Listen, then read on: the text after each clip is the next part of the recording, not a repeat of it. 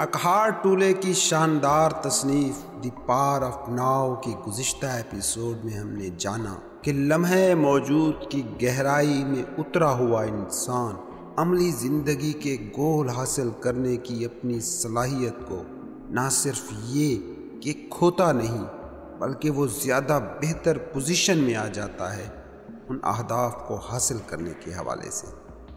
گزشتہ ایپیسوڈ میں ہم نے یہ بھی جانا کہ جیسے ہی آپ لمحے موجود کو اس کا جائز احترام دیتے ہیں، وہ تمام حالتیں جو ناخوشی کی حالتیں ہیں، وہ تمام حالتیں جو اسٹرگل اور جد و جہد کی حالتیں کہلاتی ہیں، تحلیل ہو کر فنا ہو جاتی ہیں۔ زندگی خوشی، راحت اور احساس سکون کی بہتی ندی میں ڈھل جاتی ہے۔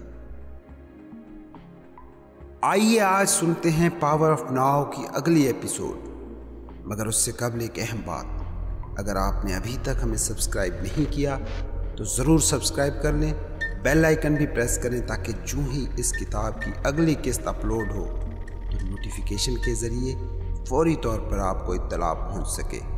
کوئی رائے یا سوال ہو تو کمنٹ کریں، ویڈیو پسند آئے تو لائک اور دوسروں کے لیے اسے مفید سمجھیں تو شیئر کرنا بھی مت بھولیے۔ اس ایپیسوڈ کا آغاز ٹولے سے کیے جانے والے اس سوال سے ہو رہا ہے۔ اگر میں دل سے یہ قبول کر لوں کہ وقت سراب ہے تو اس سے عملی طور پر میری زندگی میں کیا فرق پڑے گا؟ کیونکہ بہرحال مجھے رہنا تو اسی دنیا میں ہے جہاں ٹائم کا راج ہے، وقت کا غلبہ ہے۔ اس کو بس ذہن سے مان لینا یعنی انٹلیکچوئل ایگریمنٹ بھی بس ایک قسم کا عقیدہ ہی ہے، اس سے آپ کی زندگی پر کچھ زیادہ اثر نہیں پڑے گا۔ اس صداقت کو محسوس کرنا ہے تو اسے جینا پڑے گا۔ جس وقت آپ کے جسم کا خلیہ اس شدت سے پریزنٹ حاضر باش ہو جائے، حضوری کی کیفیت میں آ جائے کہ زندگی کے معجزے سے لہرا اٹھے، جب یہ محسوس ہو کہ زندگی لمحہ لمحہ ہونے کی مسرت جائے آف بینگ ہے، تو اس وقت یہ کہا جائے گا کہ اب آپ ٹائم سے آزاد ہو گئے۔ مگر کل مجھے گھر کے بل پھر بھی دینے ہوں گے، سب کی طرح بوڑھا ہونا اور مرنا ہے، پھر یہ کیسے کہوں کہ میں آزاد ہو گیا؟ کل کے بل مسئلہ نہیں ہے، جسم کا بوڑھا ہو جانا مسئلہ نہیں ہے، موت مسئلہ نہیں ہے، مسئلہ ہے لمحے موجود کا زیاں، لاسٹ آف ناؤ، یا اسے یوں کہہ لیں کہ اصل مسئلہ ہے ایک روز مرہ کی سچویشن کو، کسی واقعے کو، کسی جذبے کو پرسنل پرابلم بنا لینا اور پھر اسے دکھ میں ڈھال دینا۔ لمحے موجود کو کھو دینا اور زندگی کو کھو دینا ایک ہی بات ہے۔ Loss of now is loss of being. Time سے آزادی کا مطلب بس اتنا سا ہے کہ ماضی سے اپنی شناخت اور مستقبل میں اپنی زندگی کے بھرپور ہونے کے خیال کی نفسیاتی ضرورت سے آزادی مل جائے۔ یہ فینومینن، شعور میں آنے والا یہ شفٹ، آپ کی سوچ سے بھی کہیں بڑا انقلاب ہے۔ کبھی کبھی یہ شفٹ بڑے پیمانے پر اور ڈرامائی انداز میں بھی ہوتا ہے، ایک لمحے میں، مگر ہمیشہ رہنے کے لیے۔ ایک لمحے میں ہمیشہ کے لیے شعور کا مقام منتقل ہو جاتا ہے۔ یہ ہوتا ہے اس وقت جب شدید کرب یا دکھ یا غموں کے تسلسل کی وجہ سے انسان ایک دم سرنڈر کر دیتا ہے، مزاحمت ترک کر دیتا ہے۔ یہ استثنائی صورت ہے، لیکن عام لوگوں کو شعور کی لمحے موجود میں منتقلی کے اس عمل کے لیے محنت ہی کرنا پڑتی ہے۔ شروع میں جب آپ کو شعور کی اس لازماں حالت کی پہلی چند جھلکیاں ملتی ہیں تو کچھ وقت تک تو آپ ٹائم اور پریزنس یعنی وقت اور حضوری کی کیفیتوں کے درمیان پنڈولم کی طرح جھولتے رہتے ہیں۔ یہ وہ حالت ہے جب پہلی بار آپ کو یہ معلوم ہوتا ہے کہ لمحے موجود میں آپ کتنا کم جیے ہیں، لیکن جو ہی آپ یہ جان لیتے ہیں کہ آپ پریزنٹ نہیں ہیں یا پہلے کبھی نہیں رہے ہیں تو یہ خود اپنی ذات میں بڑی کامیابی ہے۔ اصل میں یہ جاننا کہ میں حاضر باش نہیں ہوں، پریزنٹ نہیں ہوں، خود پریزنس کی حالت ہے، حضوری کی حالت۔ بلا شبہ شروع میں آگہی اور حضوری کا یہ پل کلاک ٹائم کے ایک مختصر سے پل کے لیے ہی ہو اور پھر کھو جائے، مگر جوں جوں لمحے موجود میں حاضر باشی کے یہ مختصر پل تواتر سے اور اکثر ہونا شروع ہوں گے تو آپ شعوری طور پر اپنے فوکس کو ماضی یا مستقبل کی بجائے لمحے موجود میں رکھنے کے قابل ہوتے جائیں گے، اور جب جب آپ کو احساس ہوگا کہ لمحے موجود کھو گیا ہے تب تب آپ کلاک ٹائم کے مطابق زیادہ سے زیادہ اس لمحے میں رہنے کے قابل ہوتے جائیں گے۔ یعنی اس بات کو یوں سمجھیں کہ جب تک پریزنس کی کامل حالت آپ پر طاری نہیں ہوتی تب تک آپ شعور و لاشعور کے درمیان جھولیں گے، کبھی حالت حضوری میں تو کبھی مائنڈ آئیڈینٹیفیکیشن حالت میں، یعنی لمحے موجود کھوئیں گے، اسے دوبارہ پائیں گے، اور بالآخر وہ وقت آ جائے گا جب آخر کار حضوری کی حالت آپ کی غالب حالت ہو جائے گی۔ لوگوں کی اکثریت کے ساتھ ہوتا یہ ہے کہ یا تو وہ کبھی حالت حضوری کا تجربہ ہی نہیں کر پاتے، یا حادثاتی طور پر مختصر مدت اور شاذ موقعوں پر انہیں اس کا تجربہ ہوتا ہے، لیکن وہ یہ نہیں پہچان پاتے کہ یہ کیا تھا۔ انسانوں کی عظیم اکثریت شعور اور لاشعور کی حالت میں نہیں جھولتی، بلکہ لاشعور کی ہی مختلف سطحیں ہوتی ہیں جو روپ بدل بدل کر وہ جیتے رہتے ہیں۔ لاشعوریت کی مختلف سطحوں سے آپ کی کیا مراد ہے؟ آپ یہ تو جانتے ہی ہوں گے کہ نیند دو حالتوں میں ہوتی ہے، خوابوں کے بنا نیند اور خوابوں کے ساتھ نیند۔ عام لوگوں کی اکثریت کی بیدار حالت بھی بالکل اسی طرح دو حالتوں میں تقسیم ہوتی ہے، معمولی لاشعوریت یا گہری لاشعوریت۔ ان دو حالتوں کے درمیان ان کی نام نہاد بیداری جھولتی رہتی ہے۔ جسے میں معمولی لاشعوریت کہہ رہا ہوں وہ ہے خود کو اپنے تھاٹ پروسیس یعنی فکری اعمال اور جذبات، رد اعمال، خواہشات اور نفرتوں کے ساتھ آئیڈینٹیفائی کر لینا۔ لوگوں کی بڑی اکثریت کی یہ نارمل حالت ہے۔ اس حالت میں آپ کو آپ کا انائی دماغ رن کرتا ہے اور آپ بینگ سے ناآشنا رہتے ہیں۔ یہ وہ حالت ہے کہ جس میں درد یا ناخوشی کی شدت نہیں ہوتی، بلکہ تقریباً مسلسل کم سطح کی بے چینی، عدم اطمینان، اکتاہٹ، بڑبڑاہٹ سی ہوتی رہتی ہے جو پس منظر میں مسلسل سرگرم رہتی ہے۔ آپ لوگوں کو اس کا احساس اس لیے نہیں ہو پاتا کیونکہ اسے نام نہاد نارمل زندگی کا ناگزیر حصہ سمجھ کر قبول کر لیا گیا ہے، بالکل ایسے جیسے پس منظر کا شور جس سے آپ شعوری طور پر آگاہ ہی نہیں ہو پاتے، جیسے ایئر کنڈیشنر، پنکھے کی آواز کہ جب بند ہوتا ہے تب ہی اس خاموشی کا پرسکون سا احساس ہوتا ہے، ورنہ وہ نارمل انداز میں چلتا رہتا ہے اور آپ اس کی شعوری آگاہی محسوس ہی نہیں کر پاتے۔ لوگوں کی ایک بڑی تعداد ہے جو شراب، نشے، سیکس، خوراک، کام، ٹیلی ویژن، حتیٰ کہ شاپنگ کے ذریعے یہ لاشعوری کوشش کرتے ہیں کہ بے چینی کو تھوڑی دیر کے لیے غنودگی کی حالت میں لے جا سکیں۔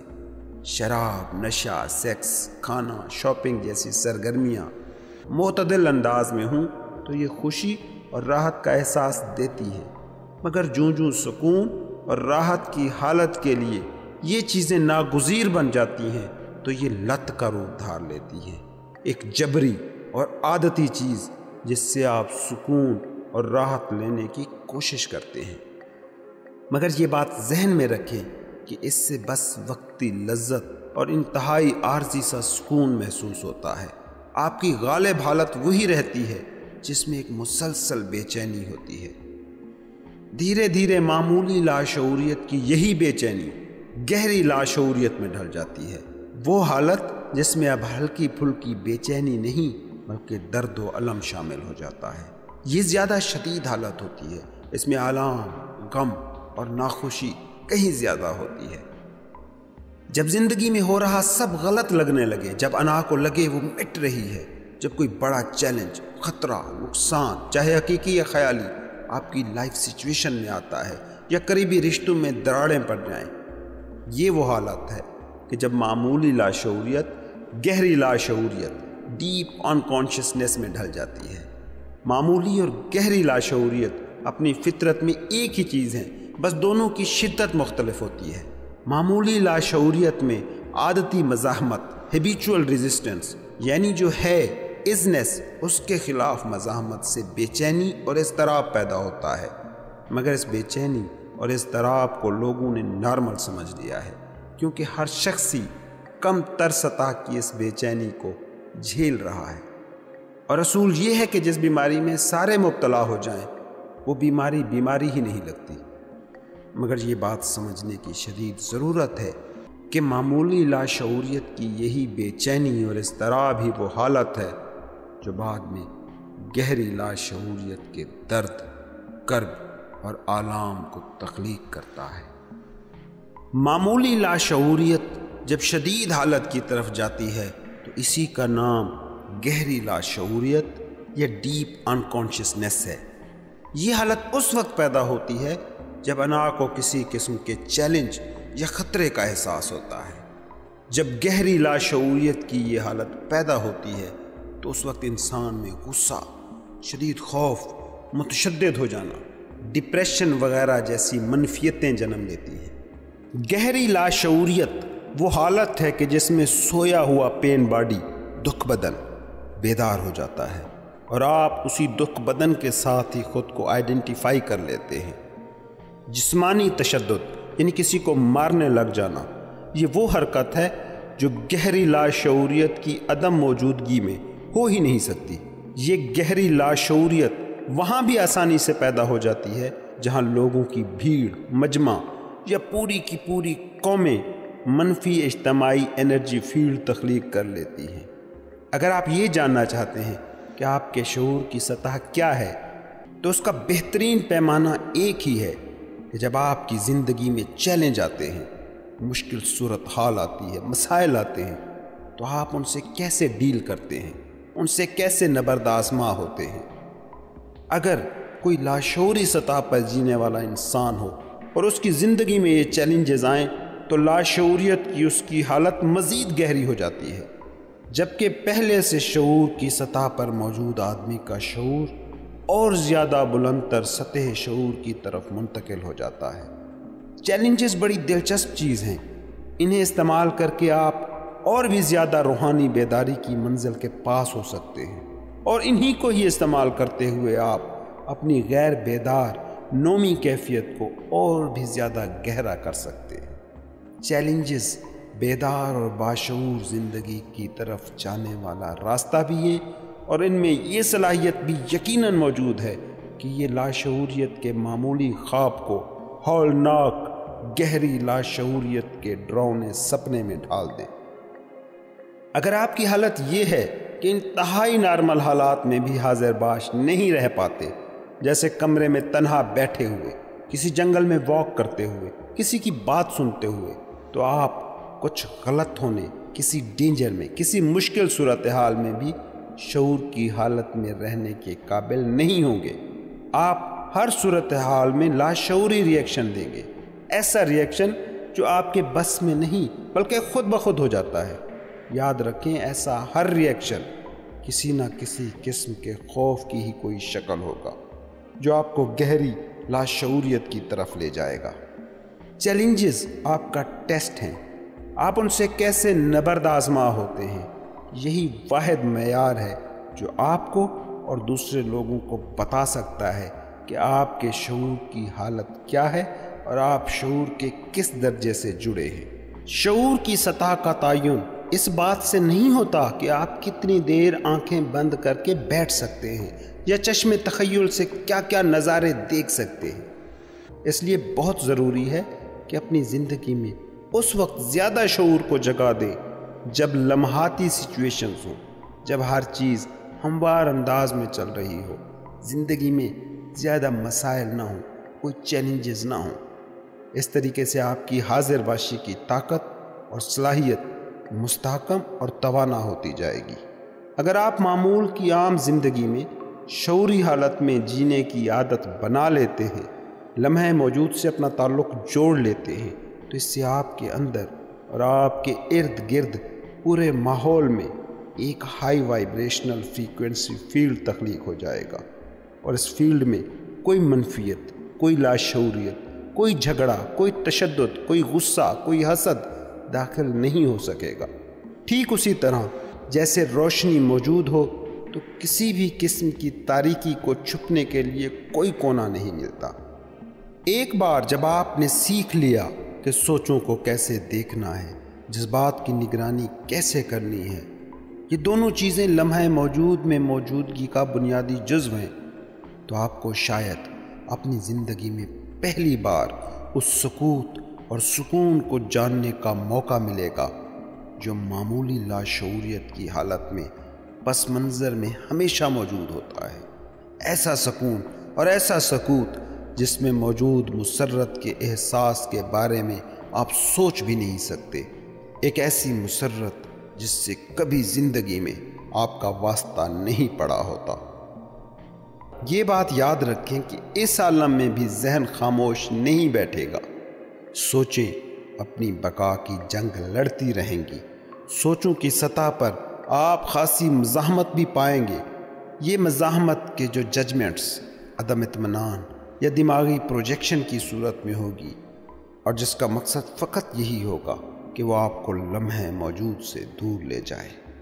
ہم پہلے بھی یہ ذکر کر آئے ہیں کہ سوچیں ہوں گی تو جذبات بھی ہوں گے، کیونکہ سوچیں دماغی فعل ہیں تو جذبات ان کا وہ رد عمل ہے جو جسم ظاہر کرتا ہے۔ اس لیے جذبات کی سطح پر بھی بے چینی کی ایک لہر، تناؤ، اکتاہٹ یا بڑبڑاہٹ آپ محسوس کریں گے۔ تھاٹس اور ایموشن کی یہ سرگرمی اس بات کی عکاسی ہے کہ آپ کا دماغ عادتی مزاحمتی موڈ میں ہے اور آپ کو لمحہ موجود کی مسرت سے ماضی کے غموں یا مستقبل کے خدشوں میں گھسیٹنے کی کوشش کر رہا ہے۔ معروف ماہر نفسیات کارل ینگ نے اپنی ایک کتاب میں ایک بڑا دلچسپ قصہ بیان کیا ہے۔ یہ قصہ ہم جدید انسانوں کی نفسیات کی بہترین عکاسی کرتا ہے۔ کارل ینگ لکھتا ہے کہ میری ایک سیاہ فام امریکی چیف سے ملاقات ہوئی۔ ملاقات کے دوران اس نے سفید فام جدید امریکیوں پر تبصرہ کرتے ہوئے کہا، اکثر سفید فام امریکیوں کے چہرے پر تناؤ ہوتا ہے، آنکھیں جیسے کچھ کھوج رہی ہوں اور مزاج تند اور ترش، یوں لگتا ہے کہ جیسے یہ کچھ ڈھونڈ رہے ہیں۔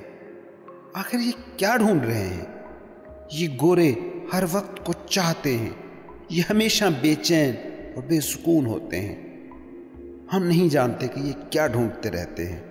ہمارا تو خیال یہ ہے کہ یہ دیوانے ہیں، ان کا ذہنی توازن مشکوک ہے۔ اس مسلسل بے چینی کی بنیادیں بلا شبہ مغرب کی جدید صنعتی تہذیب کے قیام سے بھی قبل میں پیوست ہیں۔ وہ جدید صنعتی تہذیب کہ اب جس کا دائرہ پوری دنیا تک پھیل چکا ہے، جس میں مشرق کا بھی اکثر حصہ شامل ہے۔ پوری کی پوری عالمگیر تہذیب کا یوں بے چینی اور تناؤ کا شکار ہو جانا ایک ایسا واقعہ ہے جس کی مثال تاریخ عالم میں ڈھونڈ پانا بہت مشکل ہے۔ اور جب میں کہتا ہوں کہ اس کی بنیاد صرف صنعتی ترقی کے دور میں نہیں بلکہ یہ اس سے بھی قدیم دور میں اپنی بنیادیں رکھتی ہے۔ یہ تہذیب کی سطح پر بے چینی تب بھی تھی جب عیسیٰ دنیا میں موجود تھے، اور اس وقت بھی اس کے واضح آثار موجود تھے جب 600 سال قبل مسیح بدھا اس دنیا میں آئے تھے۔ کارل ینگ کی سیاہ فام امریکی آرمی کمانڈر سے ملاقات میں جو سوال اٹھایا گیا تھا اس پر ذرا غور تو کریں، کتنا گہرا سوال ہے یہ کیوں اتنے بے چین ہیں؟ دلچسپ بات یہ ہے کہ یہی سوال عیسیٰ سے بھی ان کے حواریوں نے کیا تھا، جس کے جواب میں عیسیٰ نے کہا تھا، کیا بے چین سوچیں ان کی زندگی میں ایک بھی دن کا اضافہ کر سکتی ہیں؟ مہاتما بدھا نے اس بے چینی کی بنیاد کے بارے میں کہا تھا، دکھ، بے چینی اور انزائٹی کی جڑیں مسلسل آرزو، مسلسل تمناؤں میں پیوست ہیں۔ لمحے موجود کے خلاف انسانوں کی مزاحمت کا اجتماعی ناکارہ پن بنیادی طور پر ایک حقیقت سے جڑا ہے، اور وہ یہ کہ انسان میں ہستی بینگ کے احساس سے خود کو الگ کر لیا ہے۔ زندگی کے معجزے سے اس کا تعلق کمزور ہو چکا ہے۔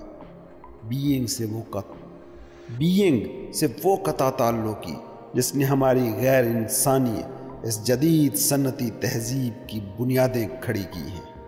اور خود سگمنڈ فرائیڈ نے بھی اس بے چینی کے بارے میں اپنی کتاب سویلائزیشن اینڈ اٹس ڈسکنٹینٹس میں لکھا ہے، مگر اس نے صرف اس بارے میں لکھا ہے، اس کی حقیقی بنیاد ڈھونڈنے میں کامیاب نہیں ہوا تھا، اور غالباً وہ یہ بھی جاننے میں کامیاب نہیں ہو پایا تھا کہ اس بے چینی کے احساس سے آزادی ممکن ہے۔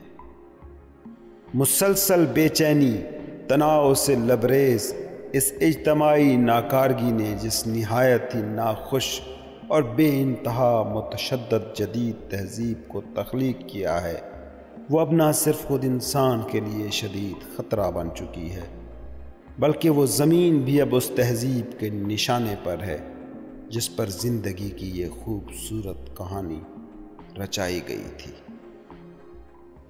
تو ہم کیسے اس مرض سے آزاد ہو سکتے ہیں؟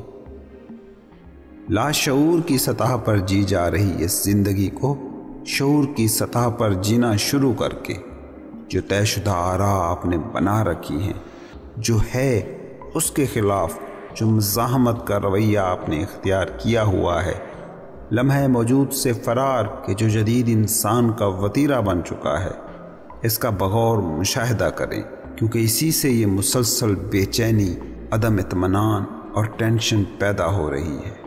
میں پہلے بھی کہہ چکا ہوں اور پھر یاد دلا رہا ہوں کہ ہر چیز جو لاشعوری طور پر آپ کے اندر ایکٹیو ہے وہ فنا ہو جاتی ہے جیسے ہی وہ شعور کے نور میں آتی ہے۔ اگر آپ یہ جان لیتے ہیں کہ معمولی لاشعوریت کو کیسے تحلیل کرنا ہے، تو اس سے یہ ہوگا کہ آپ کے اندر موجود شعور کی روشنی اور بھی توانا ہوگی۔ جو ہی شعور کا شعلہ زیادہ منور ہو جائے گا تو اس وقت آپ کے لیے گہری لاشعوریت کے ساتھ ڈیل کرنا بھی آسان ہو جائے گا۔ یہاں ایک بات کو ذہن میں رکھیں کہ معمولی سطح کی لاشعوریت کا کھوج لگانا شروع میں بہت مشکل ہوگا۔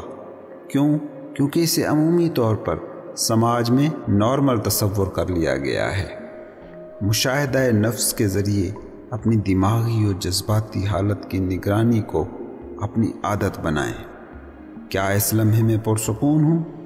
یہ بہت اچھا سوال ہے جو آپ بار بار خود سے پوچھ سکتے ہیں، یا پھر یہ سوال بار بار اپنے سامنے رکھیں، اس لمحے میرے اندر کی دنیا میں کیا ہو رہا ہے؟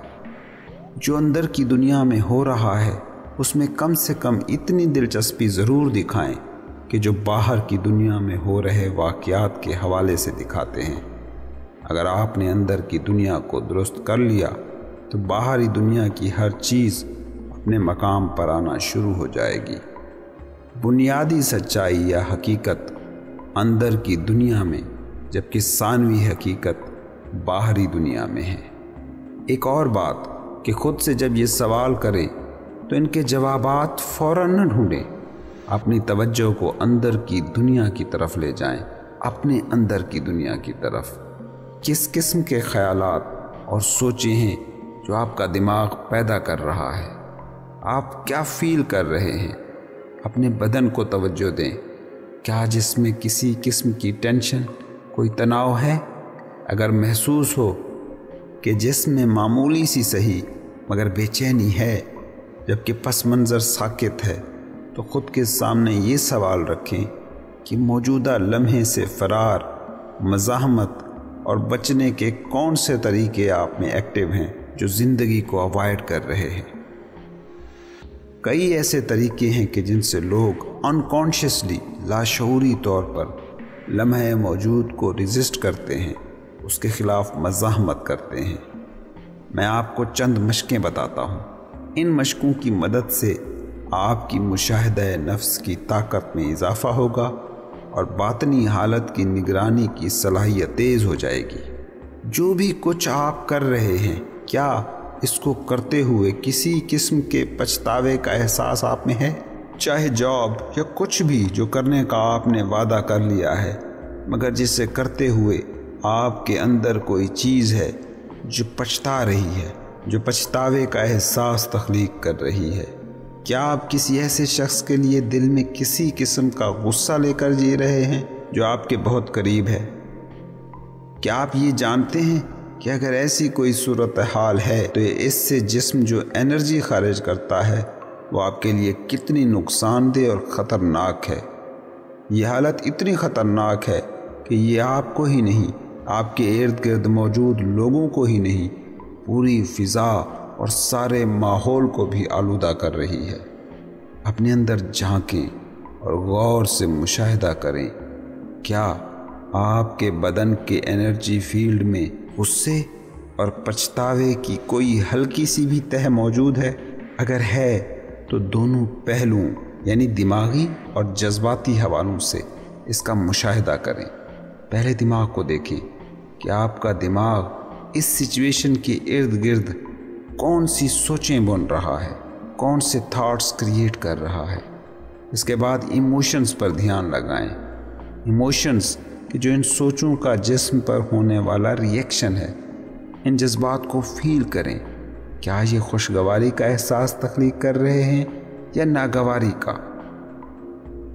کیا آپ کے اندر موجود ایموشنز کی یہ انرجی آپ نے خود چنی ہے یا آپ کی چوائس ہے، یا آپ نے اسے الاؤ کیا ہے کہ وہ آپ کے باڈی فیلڈ میں رہے؟ کیا آپ کے پاس یہ چوائس ہے کہ اس انرجی کو اندر رہنے دیں یا خارج کر دیں؟ ہو سکتا ہے کہ آپ کا ناجائز فائدہ اٹھایا جا رہا ہو سکتا ہے کہ جو کام آپ کر رہے ہیں وہ تھکا دینے والا، بورنگ ہو، ممکن ہے کہ آپ کا قریبی بددیانت، اریٹیٹنگ یا انکانشیس زندگی گزارنے والا شخص ہو، مگر یہ سب غیر ضروری اور غیر متعلقہ معلومات ہیں۔ جس بھی سچویشن میں آپ ہیں اس کا جواز آپ تراش سکتے ہیں یا نہیں، اس بات سے قطعاً بھی کوئی فرق نہیں پڑتا۔ حقیقت بس ایک ہے اور وہ یہ کہ جو ہے آپ اس کے خلاف ریزسٹ کر رہے ہیں، مزاحمت کر رہے ہیں، جس سے منفی انرجی باڈی کے انرجی فیلڈ میں شامل ہو رہی ہے۔ آپ موجودہ لمحے کو اپنا دشمن بنا رہے ہیں، آپ ظاہر اور باطن میں کشمکش تخلیق کر رہے ہیں، جس سے ناگواری اور تصادم پیدا ہوتا ہے۔ آپ کی یہ ناگواری، یہ ظاہر و باہر کا تصادم نہ صرف آپ کی باطنی دنیا کو اور ارد گرد موجود لوگوں کو بلکہ اس مجموعی انسانی نفسیات کو بھی آلودہ کر رہی ہے جس کا آپ ناگزیر حصہ ہیں۔ میں آپ کو بتاؤں کہ ماحول کی آلودگی اور زمین کو آلودہ کرنے کی ہماری جو یہ موجودہ روش ہے، یہ اصل میں اسی اندرونی نفسیاتی آلودگی کا باہر کی دنیا میں ہونے والا ظہور ہے، کیونکہ دنیا کے کروڑوں لوگ ہیں جو اپنی باطنی دنیا کی ذمہ داری لینے پر تیار ہی نہیں ہیں۔ اگر آپ کے ساتھ بھی ان میں سے کوئی مسئلہ ہے، ملازمت ناپسندیدہ ہے، اسائنمنٹ بوجھل پن یا پچھتاوے کا احساس پیدا کر رہی ہے، یا کوئی ایسا تعلق نبھانے کی کوشش کر رہے ہیں جس کے حوالے سے دل میں کوئی رنجش گھر کر چکی ہے، تو اس کا پہلا حل تو یہ ہے کہ ملازمت چھوڑ دیں، اسائنمنٹ ترک کر دیں، اس تعلق کو توڑ دیں۔ دوسرا طریقہ یہ ہے کہ متعلقہ شخص سے بات کریں، جیسے فرض کریں جاب میں مسائل ہیں تو باس سے بات کریں، جس کی اسائنمنٹ کر رہے ہیں اس سے بات کریں، جس قریبی تعلق کی وجہ سے پریشان ہیں اس شخص سے بات کریں، اور جو بھی محسوس کر رہے ہیں اس کا کھل کر اظہار کریں۔ تیسرا حل اس سچویشن کا یہ ہے کہ منفی انرجی کو جسم کے انرجی فیلڈ سے باہر نکال دیں، وہ منفی انرجی جو آپ کے دماغ نے اس سچویشن کے ارد گرد تخلیق کر رکھی ہے، کیونکہ بہرحال یہ منفی انرجی آپ کو کوئی بھی نفع نہیں پہنچا رہی ہے۔ ہاں، یہ آپ کے جھوٹے احساس ذات کو ضرور تقویت دے رہی ہے۔ یاد رکھیں، یہ جان لینا بہت اہم ہے کہ منفیت بیکار ہے، یوز لیس ہے، اور آپ کو کسی بھی قسم کا کوئی نفع نہیں دے سکتی۔ نیگیٹیوٹی کسی بھی سچویشن کو ڈیل کرنے کا سب سے غیر مؤثر طریقہ ہے، کیونکہ اکثر کیسز میں یہ نیگیٹیوٹی بس آپ کو الجھائے رکھتی ہے اور کسی بھی قسم کی حقیقی تبدیلی کی راہ کو مسدود کر دیتی ہے۔ کوئی بھی کام جس منفی انرجی کو ہمراہ لے کر کیا گیا ہوگا وہ آپ کے باطن کو آلودہ کرے گا، اور یہ آلودگی مزید پین پیدا کرے گی، مزید ناگواری اس سے تخلیق ہوگی۔ اور اس کے علاوہ ایک اہم پہلو اس سارے سچویشن کا یہ ہے کہ ہر منفی اندرونی حالت چھوت جیسی ہوتی ہے۔ ناگواری، انہیپینس، متعدی سے متعدی ترین مرض سے بھی کہیں زیادہ تیزی سے پھیلتی ہے۔ بذریعہ قانون ارتعاش، لا آف ریزوننس، آپ کی یہی منفیت دوسروں میں بھی آپ کے لیے منفیت، نیگیٹیوٹی کو جگاتی اور انرجائز کرتی ہے۔ ہاں، یہ اور بات ہے کہ آپ کے سامنے یا ارد گرد موجود لوگ اس مرض سے محفوظ، امیون ہوں، یعنی شعور کی انتہائی بیدار حالت کے حامی ہوں۔ خود سے پوچھیں، کیا آپ دنیا کو آلودہ کر رہے ہیں یا دنیا کو آلودگی سے پاک کرنے کی کوششیں کرنے والوں میں سے ایک ہیں؟ اپنے باطن کے تنے تنہا ذمہ دار آپ خود ہیں، کوئی اور نہیں ہے، نہ ہو سکتا ہے۔ دنیا کی جو بھی حالت ہے اس کے ذمہ دار بھی آپ ہیں، کیونکہ جو اندر ہوگا وہی باہر ظاہر ہوگا۔ اگر آپ کے ارد گرد تشدد ہے، خوف ہے، کرپشن ہے، تو اندر کی دنیا سے رابطہ کریں، اس کی بنیادیں وہی ہیں۔ اگر انسان اندر کی دنیا کو آلودگی سے پاک کر گیا تو وہ باہری دنیا کی آلودگی کو بھی پیدا کرنے سے خود بخود باز آ جائے گا۔ ہم نیگیٹیوٹی کو کیسے ترک کر سکتے ہیں؟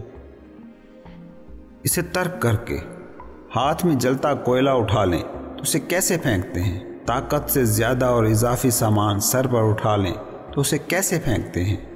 ایک ہی طریقہ ہے نا کہ کوئلے کی حدت آپ برداشت نہیں کر سکتے، استطاعت سے زیادہ بوجھ سر پر نہیں لاد سکتے، تو آپ اسے بنا سوال کیے پھینک دیتے ہیں۔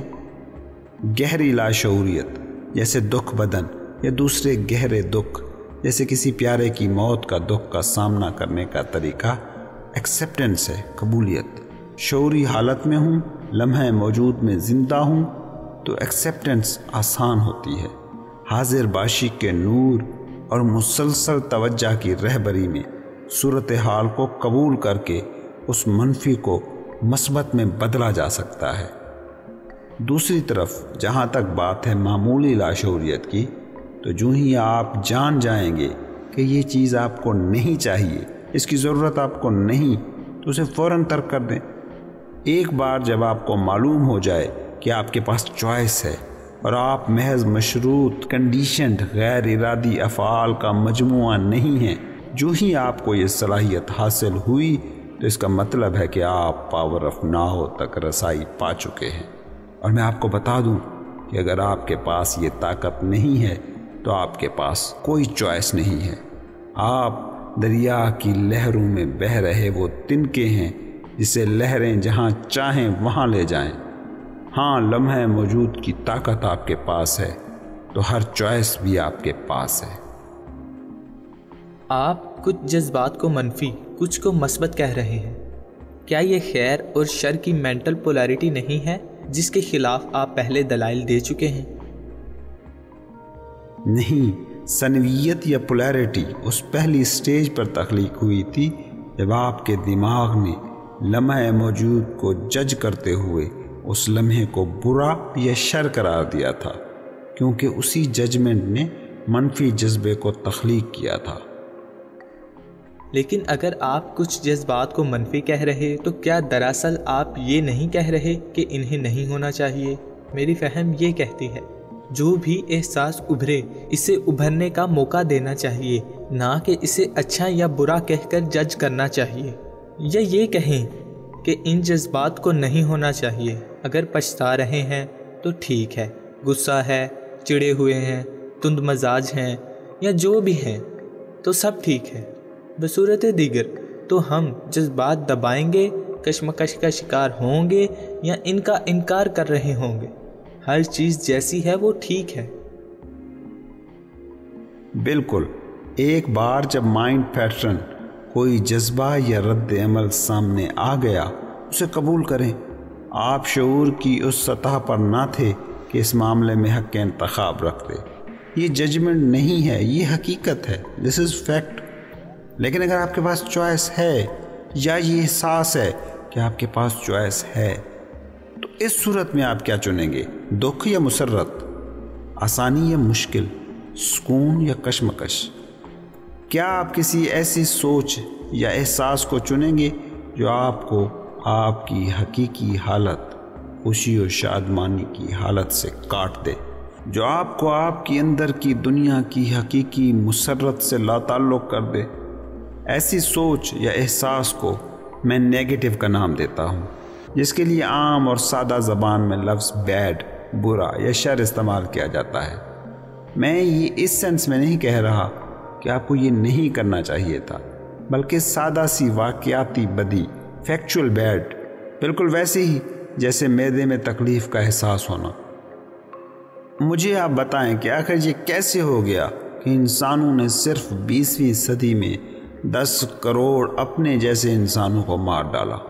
کیوں ایسا ہوا کہ انسان جو ایک دوسرے کو دکھ، تکلیفیں، اذیتیں، کرب دے رہے ہیں، وہ ایک ایسی حقیقت ہیں جو تصور سے بھی ماورا ہے، اور اس ذہنی، جذباتی اور جسمانی تشدد، ٹارچر، دکھ اور ظلم کو کیا کہیں گے جو روزانہ کی بنیاد پر انسان ایک دوسرے کو ہی نہیں پہنچا رہے، بلکہ زمین پر زندگی کی جو بھی شکلیں ہیں سب اس ظلم و جور کی زد میں ہیں۔ کیا وہ یہ سب اس لیے کر رہے ہیں کہ وہ اپنی باطنی نیچرل سٹیٹ سے جڑے ہیں، ان ٹچ ہیں، زندگی کی باطنی مسرت سے منسلک ہیں؟ Of course not. صرف وہ لوگ جو گہری منفی حالت میں ہیں، جو دراصل بہت برا محسوس کرتے ہیں، وہ ہی ایسی حقیقت تخلیق کر سکتے ہیں اور یوں اظہار کر سکتے ہیں اپنی فیلنگز کا۔ اور اب گہری منفیت کا شکار یہی لوگ اس فطرت، زمین کو برباد کرنے پر تلے ہیں جس نے زندگی کو قائم رکھا ہوا ہے۔ یہ سب ناقابل یقین صحیح، مگر آپ مجھے بتائیں کیا یہ سچ نہیں ہے؟ یقین مانے انسان خطرناک دیوانگی کا شکار ہے اور انتہائی بیمار جاندار اسپیشی بن چکا ہے۔ یہ ججمنٹ نہیں ہے، یہ واقعاتی سچ ہے، فیکچول ٹروتھ ہے۔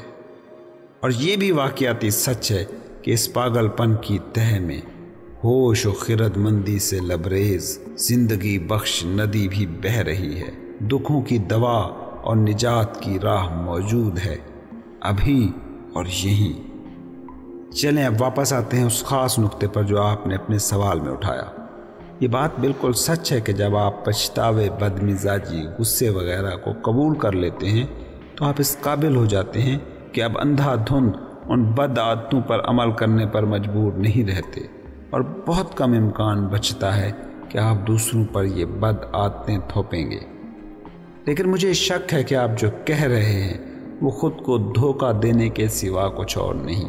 جب آپ کچھ دیر کے لیے قبول کرنے کی مشق کر لیتے ہیں، جیسے آپ نے کہا، تو ایک مقام آتا ہے کہ آپ کو اگلی سٹیج پر جانا ہوتا ہے، وہ سٹیج کہ جہاں یہ منفی جذبات مزید تخلیق ہی نہ ہوں، ورنہ یہ نہیں ہو سکتا کہ غصہ ہے، موڈی ہے، نفرت ہے، چڑچڑاپن ہے، اور آپ اسے قبول کر رہے ہیں اور بس اس کا اظہار کر رہے ہیں۔ ایکسیپٹنس کا یہ مطلب ہو ہی نہیں سکتا۔ اگر آپ اس اگلی سٹیج پر نہیں جاتے جہاں اینگر، موڈی ہونا، متنفر ہونا، چڑچڑا ہونا، اداس ہونا تخلیق ہی نہ ہو، تو آپ کی یہ ایکسیپٹنس، یہ قبولیت بھی محض ایک ذہنی لیبل ہے جو آپ کی انا کو موقع دیتا ہے کہ وہ افسردگی، اداسی، نفرتوں، غصے سے چمٹی رہے اور اس کے احساس بیگانگی، سینس آف ایلینیشن کو تقویت دیتی رہے۔ دوسرے لوگوں سے بیگانگی، ارد گرد سے بیگانگی، موجود سے بیگانگی، اس پل سے بیگانگی۔ جیسا کہ آپ جانتے ہیں کہ بیگانگی کی بنیاد ہے انائی دماغ سے اخذ شدہ احساس شناخت۔ حقیقی ایکسیپٹنس، قبولیت، فی الفوراً وسیلی نفرت انگیز اداس فیلنگز کو بدل دے گی۔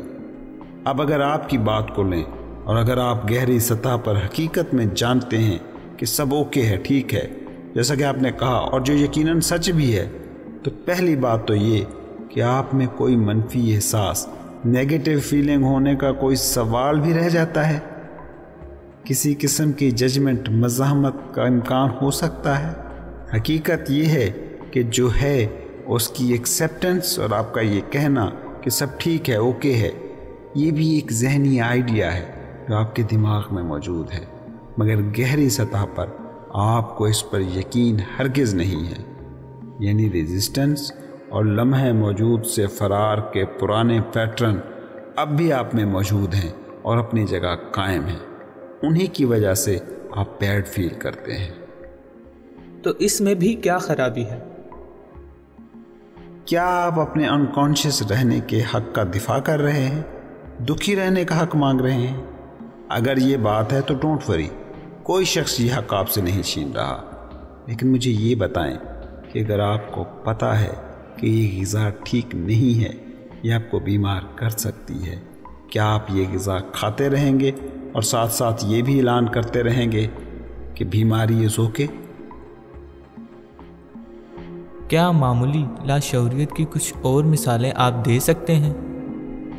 اگر آپ ہر وقت شکوہ کناں ہیں، اگر ہمادم گلہ کرتے رہتے ہیں، جس سچویشن میں ہیں اس کی شکایت، ارد گرد کی شکایت، دوسروں کے ایکشن، دوسروں کے بولے گئے فکروں کی کمپلین، حتیٰ کہ موسم کی، گرمی سردی کی شکایت، چاہے یہ شکایت بول کر رہے ہیں یا دماغ میں ہی اس کو دہرا رہے ہیں، تو آپ معمولی لاشعوریت کی پرفیکٹ مثال ہیں۔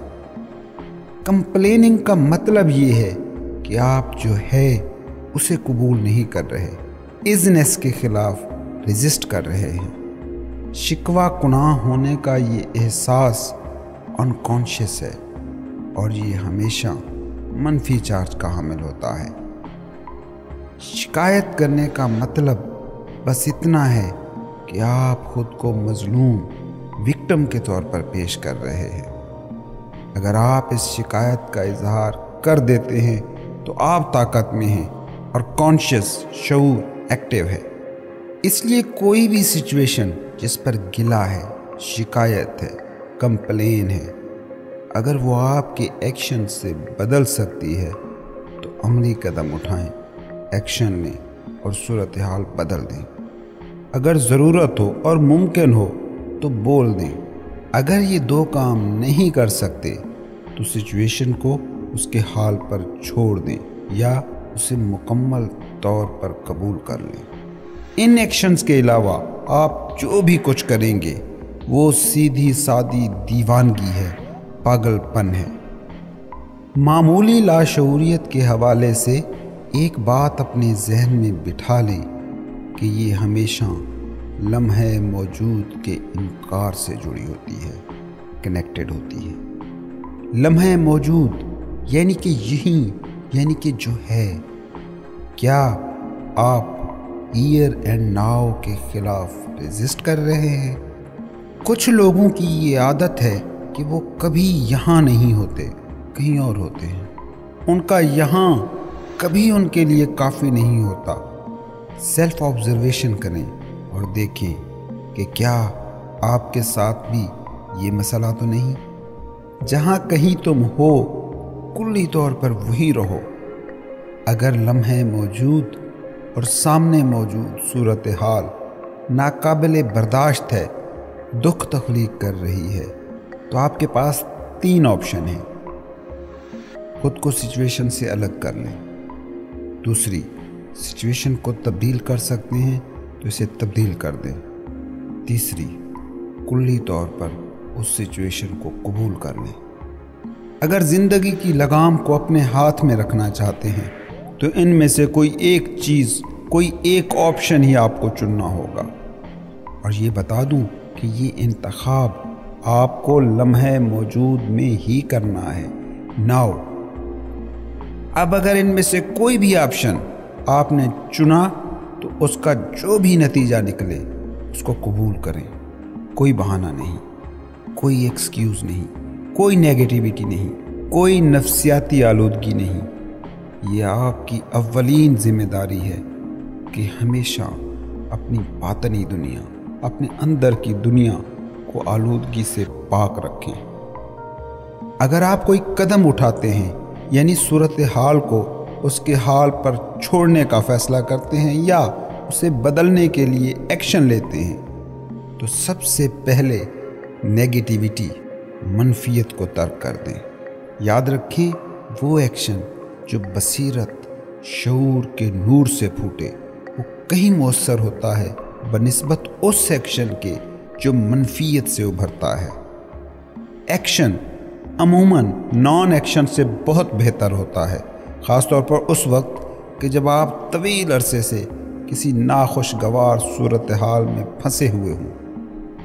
فرض کریں آپ نے ایک ایکشن لیا، وہ غلط ثابت ہو جاتا ہے، تو بھی کم سے کم آپ کو اس سے کچھ سیکھنے کا موقع ملے گا۔ اور اگر کوئی ایکشن آپ کو سکھا جاتا ہے، کوئی سبق دے جاتا ہے، تو اس صورت میں بھی یہ غلط ایکشن کوئی غلطی نہیں گنا جائے گا۔ بصورت دیگر آپ کسی صورتحال میں پھنسے ہی رہیں گے۔ اگر آپ ایکشن نہ لینے کا فیصلہ کریں گے تو آپ اس صورتحال میں پھنسے ہی رہیں گے and you will learn nothing. خود سے سوال کریں کہ کیا چیز ہے جو آپ کو ایکشن سے روک رہی ہے؟ کیا وہ خوف ہے جو آپ کو کوئی قدم نہیں اٹھانے دے رہا؟ اگر خوف ہے تو سب سے پہلے تو اسے ایکنالج کریں، تسلیم کریں، اس کو پہچانیں، غور سے اس کا مشاہدہ کریں، اپنی بھرپور توجہ، پورا فوکس اسے دیں، کلی طور پر اس کے ساتھ موجود رہیں۔ جب آپ یہ کرو گے تو اس سے آپ کی سوچوں اور خوف کے درمیان موجود لنک کٹ جائے گا۔ اپنے خوف کو دماغ تک اٹھنے کا موقع دو، نہ اجازت۔ لمحے موجود کی طاقت کو استعمال کرو، کیونکہ خوف کبھی بھی پاور آف ناؤ کے سامنے نہیں ٹھہر سکتا۔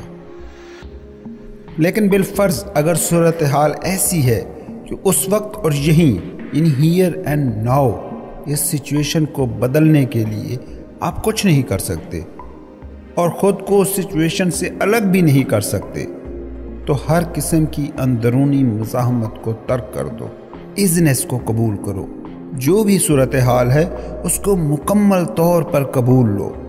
یاد رکھیں جھوٹے، فالس اور ناخوش سیلف کو قابل رحم حالتوں، پچھتاووں اور خود ترہمی سے محبت ہوتی ہے، لیکن جو ہی آپ مزاحمت ترک کر دیتے ہیں، بد سے بدترین سچویشن کو بھی مکمل طور پر قبول کر لیتے ہیں، تو فالس سیلف اس صورت میں سروائیو ہی نہیں کر سکتا۔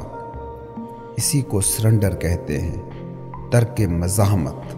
یاد رکھیں سرنڈر کمزوری نہیں، ویکنس نہیں، یہ ایک طاقت ہے، عظیم طاقت۔ روحانی طاقتوں کا حامل صوفی وہی ہو سکتا ہے جس میں سرنڈر کی طاقت ہو، جس میں ترک مزاحمت کا حوصلہ ہو، جو سرنڈر کے فن سے آشنا ہو۔ جب آپ سرنڈر کرتے ہیں، مزاحمت کو ترک کرتے ہیں، تو آپ باطنی طور پر، داخلی سطح پر سچویشن سے آزاد ہو جاتے ہیں۔ یہ حقیقت آپ پر اس وقت ہی کھلے گی کہ آپ کی طرف سے کوئی کوشش نہیں بھی ہوئی، مگر پھر بھی سچویشن بدل گئی۔ اور چاہے سچویشن آپ کے مطابق نہ بھی بدلے، ہر دو صورتوں میں یو آر فری، آپ آزاد ہو۔ کیا اس وقت کچھ ایسا ہے جو آپ کو کرنا چاہیے اور آپ نہیں کر رہے؟ تو اٹھیے اور وہ کریے، ابھی اور ناؤ۔ اگر ایسا نہیں کر رہے، اپنی عدم سرگرمی، ان ایکٹیویٹی، غیر فعالیت، لمحے موجود کی مفعولیت، پیسیویٹی، یا اگر سستی، لیزینس بھی آپ کی چوائس ہے، تو اپنی اس چوائس کے ساتھ کامل طور پر رہیں، اس کا لطف لیں، مکمل طور پر اس میں حاضر باش رہیں۔ جتنے لیزی ہو سکتے ہیں ہو جائیں، کیونکہ اگر آپ اپنی ان ایکٹیویٹی، اپنی لیزینس میں بھی شعوری طور پر گہرے اتر جائیں تو بہت جلد اس سے باہر آ جائیں گے، اور نہ بھی آئیں تو باہر صورت کوئی اندرونی کشمکش نہیں ہوگی، کوئی ریزسٹنس نہیں ہوگی، کوئی منفیت نہیں ہوگی، کیونکہ اب یہی آپ کی کانشیس چوائس ہے اور آپ اس کے ساتھ ہیں۔ کیا آپ سٹریسڈ ہیں؟ کیا آپ تناؤ کا شکار ہیں؟ کیا آپ مستقبل تک پہنچنے کے عمل میں اتنے مصروف ہیں کہ لمحہ موجود محض ایک ذریعہ رہ گیا ہے اس مستقبل تک پہنچنے کا؟ تو میں آپ کو بتاتا ہوں کہ سٹریس اصل میں ہے کیا۔ سٹریس یہ ہے کہ آپ موجودہ لمحے میں ہوں تو یہاں مگر خواہش وہاں پہنچنے کی ہو، یعنی جسمانی طور پر تو یہاں ہیں مگر ذہنی طور پر کہیں اور موجود ہیں، زمانی طور پر تو یہاں مگر خواہش وہاں کی۔ اسے کہتے ہیں انتشار، کانفلکٹ۔ وہ انتشار جو آپ کے باطن کو، آپ کی اندرونی ہم آہنگی کو تار تار کر دیتا ہے۔ ایسا کانفلکٹ تخلیق کرنا اور پھر اس کے ساتھ جینا، یہ ہے دیوانگی، پاگل پن۔ اب اگر کہیں کہ ہر کوئی ایسا ہی کر رہا ہے تو یہ دیوانگی سیانگی میں نہیں بدل جاتی اور یہ پاگل پن سیانہ پن نہیں ہو جاتا۔ ہاں ضرورت ہے تیز چل لیں، زیادہ کام کر لیں، بے شک دوڑ لیں، مگر اس کے لیے موجودہ لمحے سے فرار کیوں؟ خود کو مستقبل میں پروجیکٹ کیوں کرنا؟ چل رہے ہیں، کام کر رہے ہیں یا دوڑ رہے ہیں، جو بھی کر رہے ہیں کلی طور پر بھرپور انداز میں کریں۔ یہ کرتے ہوئے توانائی کے بہاؤ کی مسرت کو محسوس کریں، اسے جئیں۔ لمحہ موجود کہ جو ہمیشہ ہائی انرجی لمحہ ہوتا ہے، اس کی انرجی کا مزہ لیں۔ یہی تو ہے زندگی کا مزہ، یہی لمحہ موجود ہی تو وہ لمحہ ہے جو زندگی سے چارجڈ ہے۔ اگر آپ یہ کریں تو سٹریس سے آپ کا ناطہ ہمیشہ کے لیے ٹوٹ گیا، آپ کا اندرونی انتشار، انر کنفلکٹ فنا ہو گیا۔ آپ بنا کسی ذہنی تناؤ، انزائٹی کے چل رہے ہیں، دوڑ رہے ہیں اور کام کر رہے ہیں اور اس سب سے لطف لے رہے ہیں۔ یا چاہے تو یہ سب ایکٹیویٹی چھوڑ کر کسی پارک کے پرسکون گوشے میں پڑی بینچ پر بیٹھ جائیں۔ لیکن جب یہ بھی کریں تو واچ یور مائنڈ۔ ہو سکتا ہے کہ آپ تو پارک کے پرسکون بینچ پر بیٹھے ہوں اور ذہن کہہ رہا ہو تمہیں اس وقت کام پر ہونا چاہیے تھا، تم وقت ضائع کر رہے ہو۔ Observe the mind. اگر دماغ یہ کر رہا ہے تو آپ کچھ بھی نہ کریں، بس اس پر ہنس دیں۔ کیا آپ کی توجہ ماضی اپنی طرف کھینچ رہا ہے؟ کیا آپ کا دن ماضی کے بارے میں سوچتے گزرتا ہے؟ ماضی چاہے خوشگوار یا ناگوار۔ کیا ماضی میں جو آپ نے کامیابیاں سمیٹیں، جو ایڈونچر کیے، وہ تجربے جو ماضی میں ہوئے، ان کے بارے میں سوچتے اور باتیں کرتے رہتے ہیں، یا وکٹم سٹوریز میں پھنسے ہیں، ماضی کے ناگوار حادثوں کے اثرات میں پھنسے ہیں؟ زندگی میں کسی نے آپ کے ساتھ برا کیا یا آپ نے کسی کے ساتھ زیادتی کی، کیا اس میں پھنسے ہوئے ہیں؟ کیا آپ کا تھاٹ پروسیس، آپ کی سوچیں کسی احساس گناہ، کسی تکبر، کسی پچھتاوے، کسی غصے، کسی تلخی، سیلف پٹی، خود ترہمی کو تخلیق کر رہی ہیں؟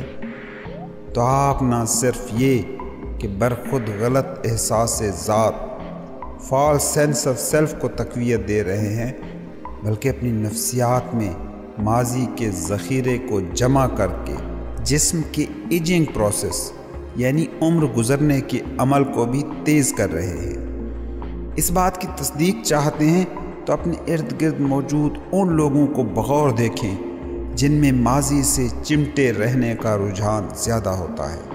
ماضی کے ہر لمحے کو ماضی کے مزار میں دفن کرتے جائیں۔ آپ کو اس کی کوئی ضرورت نہیں ہے۔ ماضی کی اس میموری سے صرف تب ہی مدد لیں جب لمحے موجود کے لیے اس کی ضرورت ہو۔ اس لمحے کی بے تحاشا توانائی اور فلنس آف بینگ کو محسوس کریں، اپنی پریزنس، حضوری کو محسوس کریں۔ کیا آپ پریشان ہیں، فکروں میں گم ہیں؟ کیا آپ کے پاس بہت سی واٹ ایف سوچیں ہیں، یعنی اگر یوں ہوتا، اگر وہ ہوتا؟ تو آپ اپنے دماغ کے ساتھ آئیڈینٹیفائیڈ ہیں، وہ دماغ جو خود کو مستقبل کی کسی سچویشن میں پروجیکٹ کر رہا ہے اور خوف کریٹ کر رہا ہے۔ मैं आपको बताऊं कि ऐसी किसी भी सिचुएशन से निपटने का कोई भी तरीका नहीं है, क्योंकि ये सिचुएशन हकीकत में वजूद ही नहीं रखती। ये महज एक ज़हनी इफरीत है।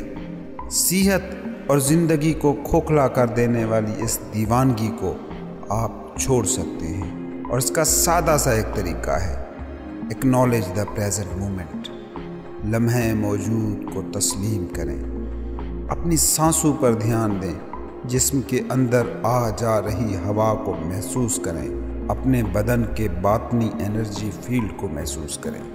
हकीकी तरीन ज़िंदगी में आपको जिस एक चीज़ से निमटना होता है, डील करना है, जिस एक चीज़ का सामना करना है, वो है ये लम्हा, ना कि कोई ख्याली इमेजिनरी लम्हा कि जो बस आपकी ज़हनी प्रोजेक्शन है। खुद से एक सवाल पूछें, ठीक इस लम्हे में, मौजूदा पल में आपको क्या प्रॉब्लम है? ठीक इस लम्हे में, ना कि अगले साल, आने वाले कल या अगले 5 मिनट में। What's wrong with this moment? आप इस लम्हे में मौजूद किसी भी प्रॉब्लम को हमेशा हल कर सकते हैं, लेकिन आप मुस्तकबिल में मौजूद किसी लम्हे के मसले के साथ डील नहीं कर सकते, ना ही ये करने की आपको ज़रूरत है। मुस्तकबिल में अगर ऐसा कोई लम्हा आता है तो उसका हल, उसकी ताकत, उसके लिए वसाइल, उसके लिए दुरुस्त एक्शन उस वक्त आपके लिए मुयस्सर होगा जब आप वहाँ पहुँचेंगे, मगर ये उसी वक्त होगा जब आप उस लम्हे तक पहुँचेंगे, ना उससे पहले ना उसके बाद। मैं एक दिन ये हासिल करके रहूँगा कि आपके गोल्स, आपके अहदाफ आपकी तवज्जो का बड़ा हिस्सा चूस रहे हैं, और उन्होंने आप पर इतना गलबा पा लिया है कि आप लम्हे मौजूद को महज ज़रिया समझने लगे हैं, एक ज़रिया जो आपको आपके गोल तक पहुंचा सकता है। क्या गोल को पाने का ख़ब्त ऐसा मुँह ज़ोर है कि जो कुछ भी आप इस वक्त कर रहे हैं उससे मुसर्रत नहीं पा रहे, उसे इंजॉय नहीं कर रहे?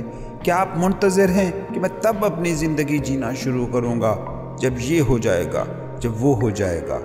अगर तो ये आपका माइंड पैटर्न है तो आप चाहे कोई भी गोल अचीव कर लें, चाहे कोई भी बड़ी से बड़ी कामयाबी हासिल कर लें, आपकी ज़िंदगी में कोई भी ऐसा लम्हा नहीं आएगा जब लम्हा मौजूद आपके लिए काफ़ी साबित होगा, पुरमुसर्रत होगा।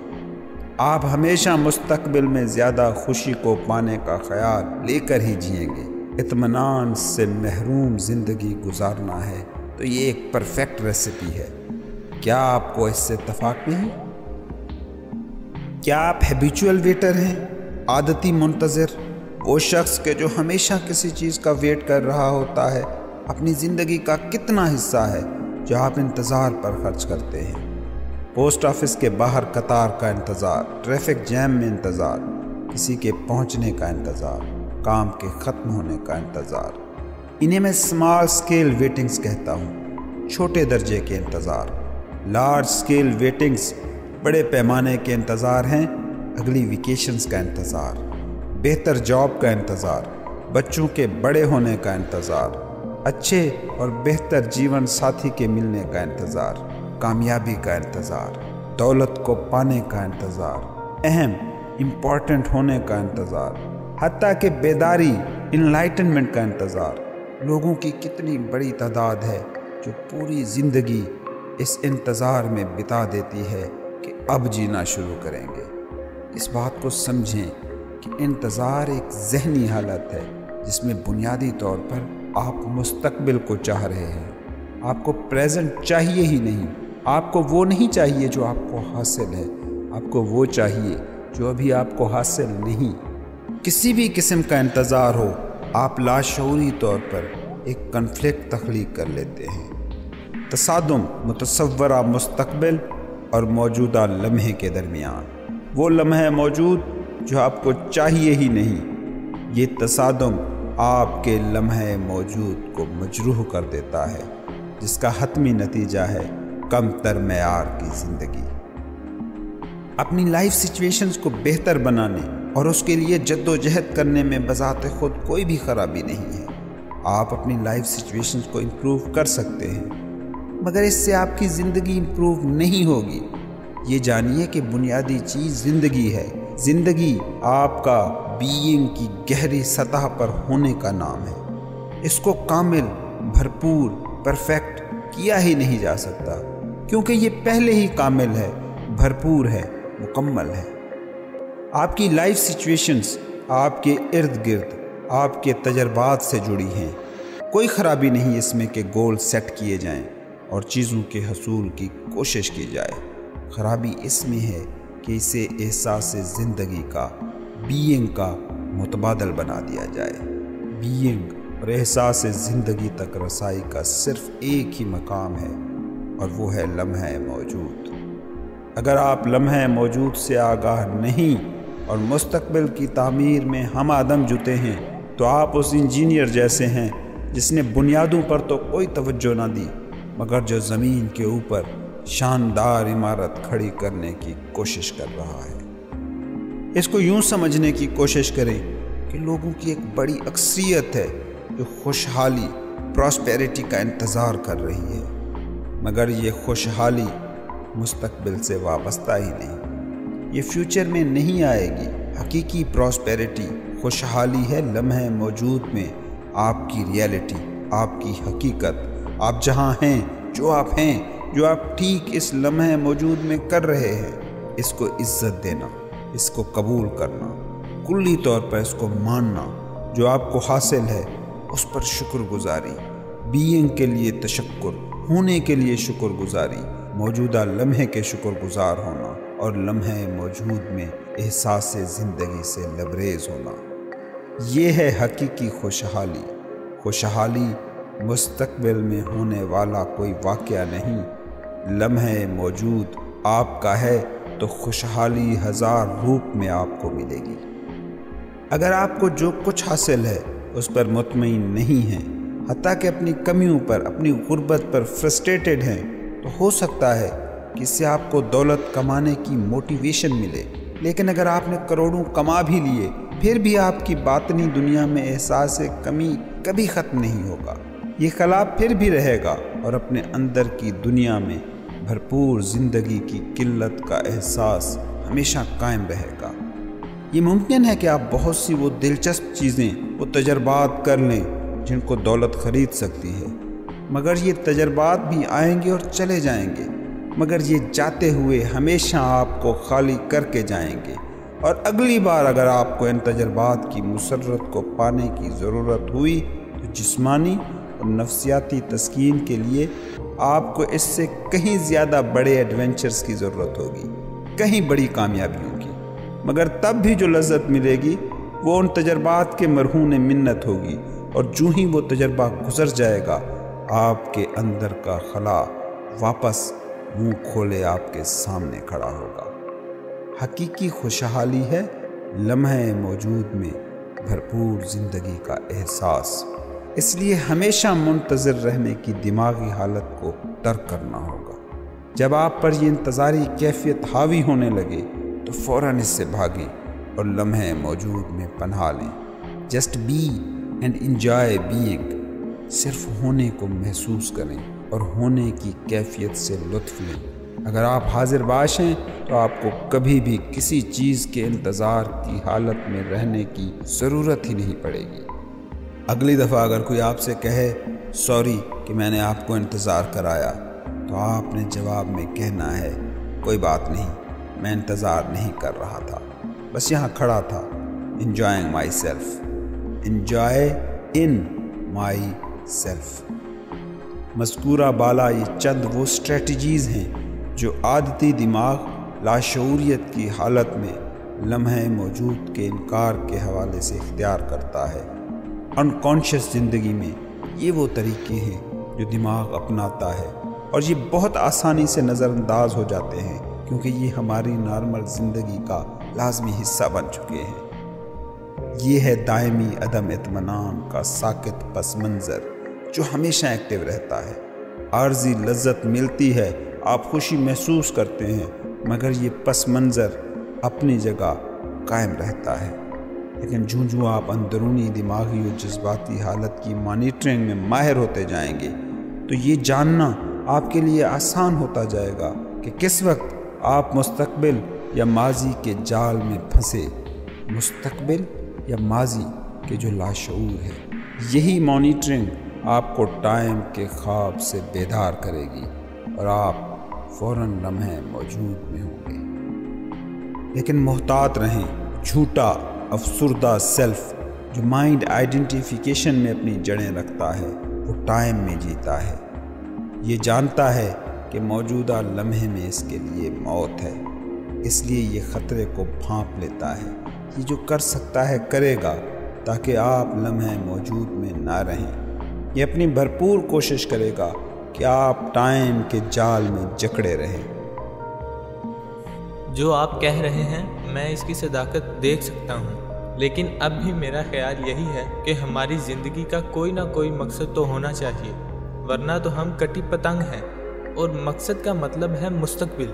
کیا آپ ایسا نہیں سمجھتے؟ اس حقیقت کو ہم لمحہ موجود کی زندگی سے کیسے ہم آہنگ کریں گے؟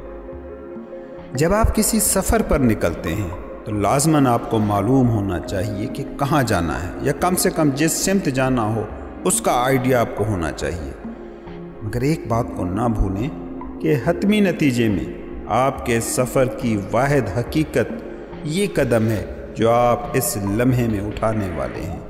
اس کائنات میں آپ کو فقط یہی ایک قدم میسر ہے۔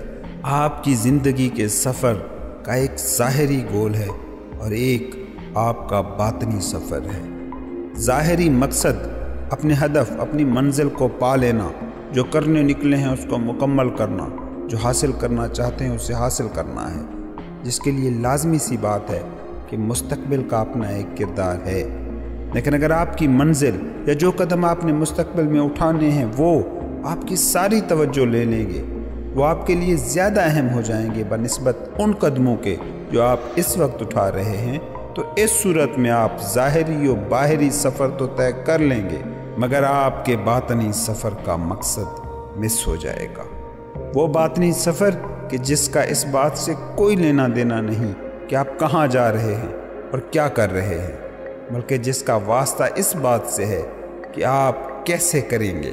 اسے آپ کے مستقبل سے کوئی غرض نہیں، لیکن موجودہ لمحے میں آپ کے شعور کے معیار سے اسے ضرور غرض ہے۔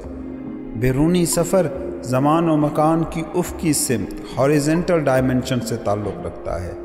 باطنی سفر کا تعلق عمودی سمت، ورٹیکل ڈائمنشن سے ہے، بینگ کی گہرائی سے ہے، لا زمان و لا مکان، لمحہ موجود سے ہے۔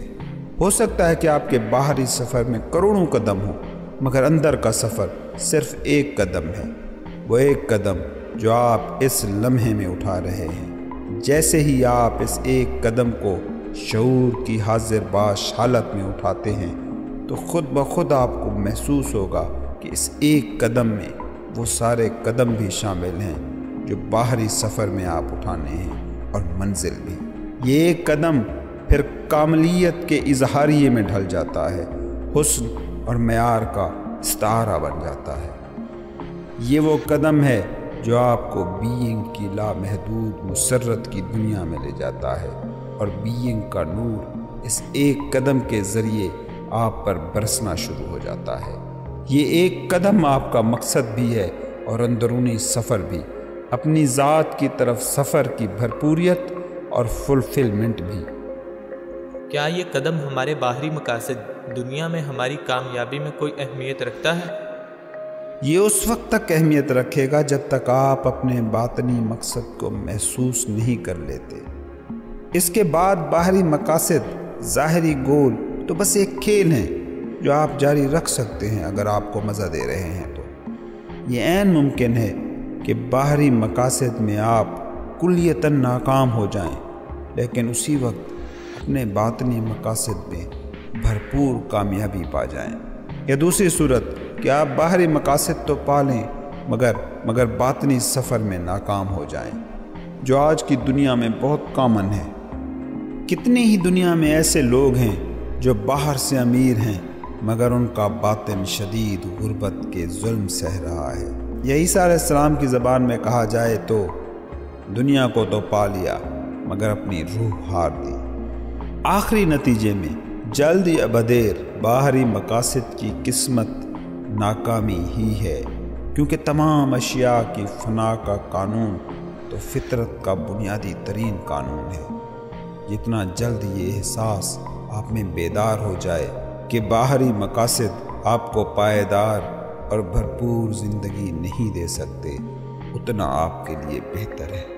جب آپ ظاہری مقاصد کی آخری حدیں دیکھ لیں گے تو آپ اپنی غیر حقیقی توقعات کو ترک کر دیں گے کہ یہ ہمیں خوشی نہیں دے سکتی، اور پھر باہری مقاصد کو اندرونی مقاصد کے تابع کر دیں گے۔ آپ نے کہا کہ ماضی کے بارے میں غیر ضروری طور پر سوچنا اور باتیں کرنا ایک طریقہ ہے لمحہ موجود سے فرار کا، لیکن اس ماضی کے علاوہ جسے ہم یاد کرتے ہیں یا شاید جس سے ہم خود کو آئیڈینٹیفائی کرتے ہیں، ماضی کی ایک اور گہری سطح بھی تو ہے۔ میں اس لاشعوری ماضی کی بات کر رہا ہوں جو ہماری زندگی کو کنڈیشن کرتا ہے، خصوصاً اوائل بچپن کے تجربات یا شاید گزشتہ زندگیوں کے تجربات، اور پھر ہماری کلچرل کنڈیشننگ کہ ہم کس جغرافیائی خطے میں رہتے ہیں یا تاریخ کے کس موڑ پر دنیا میں موجود رہے۔ یہ تمام چیزیں متعین کرتی ہیں کہ ہم دنیا کو کیسے دیکھیں، کیا سوچیں، کس قسم کے ہمارے تعلقات ہوں، کیسے ہم اپنی زندگیاں گزاریں۔ اس سب سے ہم کیسے شعور کی سطح پر ملیں گے یا کیسے اس سے نجات پائیں گے، کتنا عرصہ اس میں لگے گا، اور بالفرض ہم کامیاب بھی ہو گئے تو ہم کیا بچ رہیں گے؟ سراب مٹ جائے تو کیا بچ رہے گا؟ آپ میں موجود لاشعوری ماضی کی کھوج کی آپ کو ضرورت ہی کیا ہے؟ کیونکہ یہ لاشعوری ماضی لمحہ موجود میں بطور سوچ، بطور جذبہ، بطور خواہش، بطور رد عمل یا بطور آپ کو پیش آنے والے واقعے کے اپنا اظہار کر دیتا ہے۔ لاشعوری ماضی کے بارے میں جو بھی جاننا آپ کے لیے ضروری ہے وہ آپ میں موجود ہے۔ حال کے چیلنجز اسے آپ کے سامنے لاتے ہی رہیں گے۔ اگر آپ ماضی میں گھسنے کی کوشش کریں گے تو یہ ایک ایسی کہانی ہے جس کا انت کہیں نہیں، ہمیشہ کچھ نہ کچھ اس میں سے نکلتا رہے گا۔ آپ ہمیشہ یہی سوچیں گے کہ اپنے لاشعوری ماضی کے بارے میں کچھ اور بھی مجھے جاننا چاہیے، مجھے اس سے آزادی حاصل کرنی ہے۔ دوسرے لفظوں میں کہوں تو مستقبل ویسے بھی آپ کو ماضی سے آزاد کر ہی دے گا۔ یہ بنیادی طور پر وہم ہے، نظر کا دھوکہ۔ مستقبل آپ کو ماضی سے آزاد نہیں کر سکتا، صرف موجودہ لمحہ یہ کر سکتا ہے۔ زیادہ وقت آپ کو وقت سے کیسے آزاد کر سکتا ہے؟ لمحہ موجود کی طاقت ہی وہ چابی ہے جو آپ کو وقت کی اس قید سے آزادی دے سکتی ہے۔ یہ جسے آپ پاور آف ناؤ کہہ رہے ہیں، یہ بنیادی طور پر ہے کیا؟ کچھ بھی نہیں، بس آپ کی حالت حضوری، آپ کی کانشیسنس کی وہ حالت جو تھاٹ فارم سے آزاد ہے۔ لمحہ موجود کی سطح پر رہتے ہوئے ماضی کو ڈیل کرو۔ جتنا زیادہ تم ماضی کو توجہ دیتے ہو اتنا ماضی کو طاقت ملتی ہے، وہ انرجائز ہوتا ہے، اور اتنا ہی زیادہ امکان ہے کہ اس میں سے آپ اپنا سیلف تخلیق کر لیں گے۔ کوئی غلط فہمی نہ ہو اس لیے میں یہاں یہ بتا دوں کہ ماضی پر بطور ماضی توجہ نہ دیں، توجہ ہمیشہ لمحہ حال کو دیں۔ اپنے رویے کو توجہ کا مرکز بنائیں، اپنے رد اعمال کو، ریئیکشنز کو، مزاج کو، سوچ کو، جذبوں کو، خوف کو اور تمناؤں کو جو اسی لمحے موجود میں وقوع پذیر ہو رہی ہے۔ ماضی آپ کے اندر ہے۔ اگر آپ کافی حد تک حاضر باش ہیں تو یہ سب چیزیں دیکھ سکتے ہیں، تنقیدی یا تجزیاتی نظر سے نہیں بلکہ بنا کسی ججمنٹ کے۔ پھر ہی آپ اس ماضی سے ڈیل کر سکتے ہیں اور لمحے موجود کی اپنی طاقت سے اسے تحلیل کر سکتے ہیں۔ یہ چیزیں جاننے کے لیے آپ کو ماضی میں جانے کی ضرورت نہیں ہے۔ آپ خود تک پہنچ سکتے ہیں تو صرف ایک طریقے سے، لمحے موجود میں گھس کے۔ کیا یہ مددگار نہیں ہو سکتا کہ ہم اپنے ماضی کو سمجھیں اور جانیں کہ کیوں ہم کچھ خاص چیزیں کرتے ہیں، کیوں ایک خاص طریقے سے رد عمل دیتے ہیں، یا کیوں لاشعور کی سطح پر خاص قسم کے ڈرامے تخلیق کرتے ہیں یا تعلقات میں پیٹرن تشکیل دیتے ہیں؟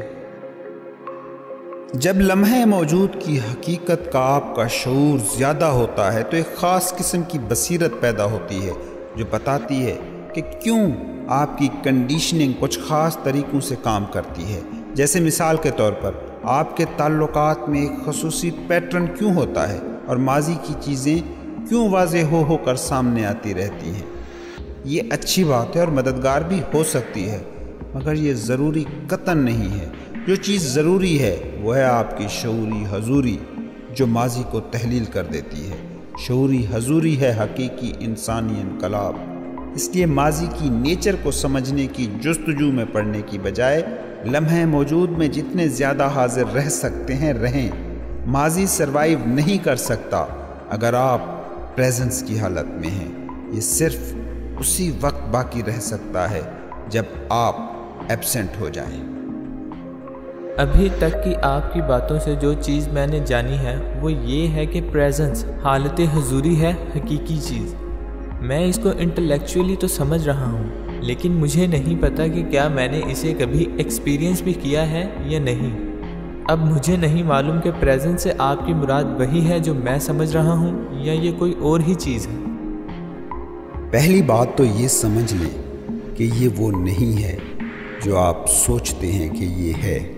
You can't think about presence and mind can't understand it۔ یعنی حضوری کے بارے میں آپ سوچ سکتے ہیں، نہ دماغ اسے سمجھ سکتا ہے۔ پریزنس کو سمجھنے کا صرف ایک طریقہ ہے، وہ ہے being present، پریزنس کی حالت میں ہونا۔ اس کے لیے ایک چھوٹا سا تجربہ کر کے دیکھتے ہیں۔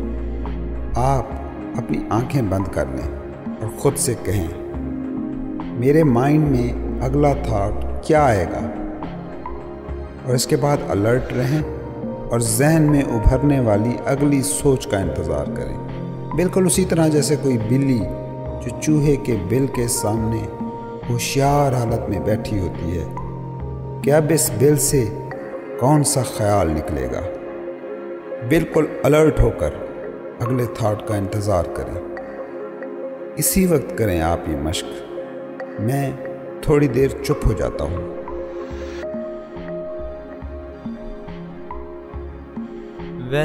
مجھے کافی دیر انتظار کرنا پڑا ہے، تب کہیں اگلا تھاٹ میرے دماغ میں آیا ہے۔ ایگزیکٹلی جتنی دیر تک آپ شدید حضوری کی حالت میں تھے، تھاٹ سے آزاد رہے، آپ مکمل طور پر ساکت تھے، سٹل، مگر بالکل ہوشیار باش، الرٹ۔ جس لمحے آپ کی شعوری توجہ ایک خاص سطح سے نیچے گرتی ہے، اسی وقت سوچیں حملہ آور ہوتی ہیں، دماغی شور واپس لوٹ آتا ہے، جس کا مطلب ہے کہ سکوت، سٹلنس کھو گئی، آپ واپس ٹائم کی دنیا میں آ گئے۔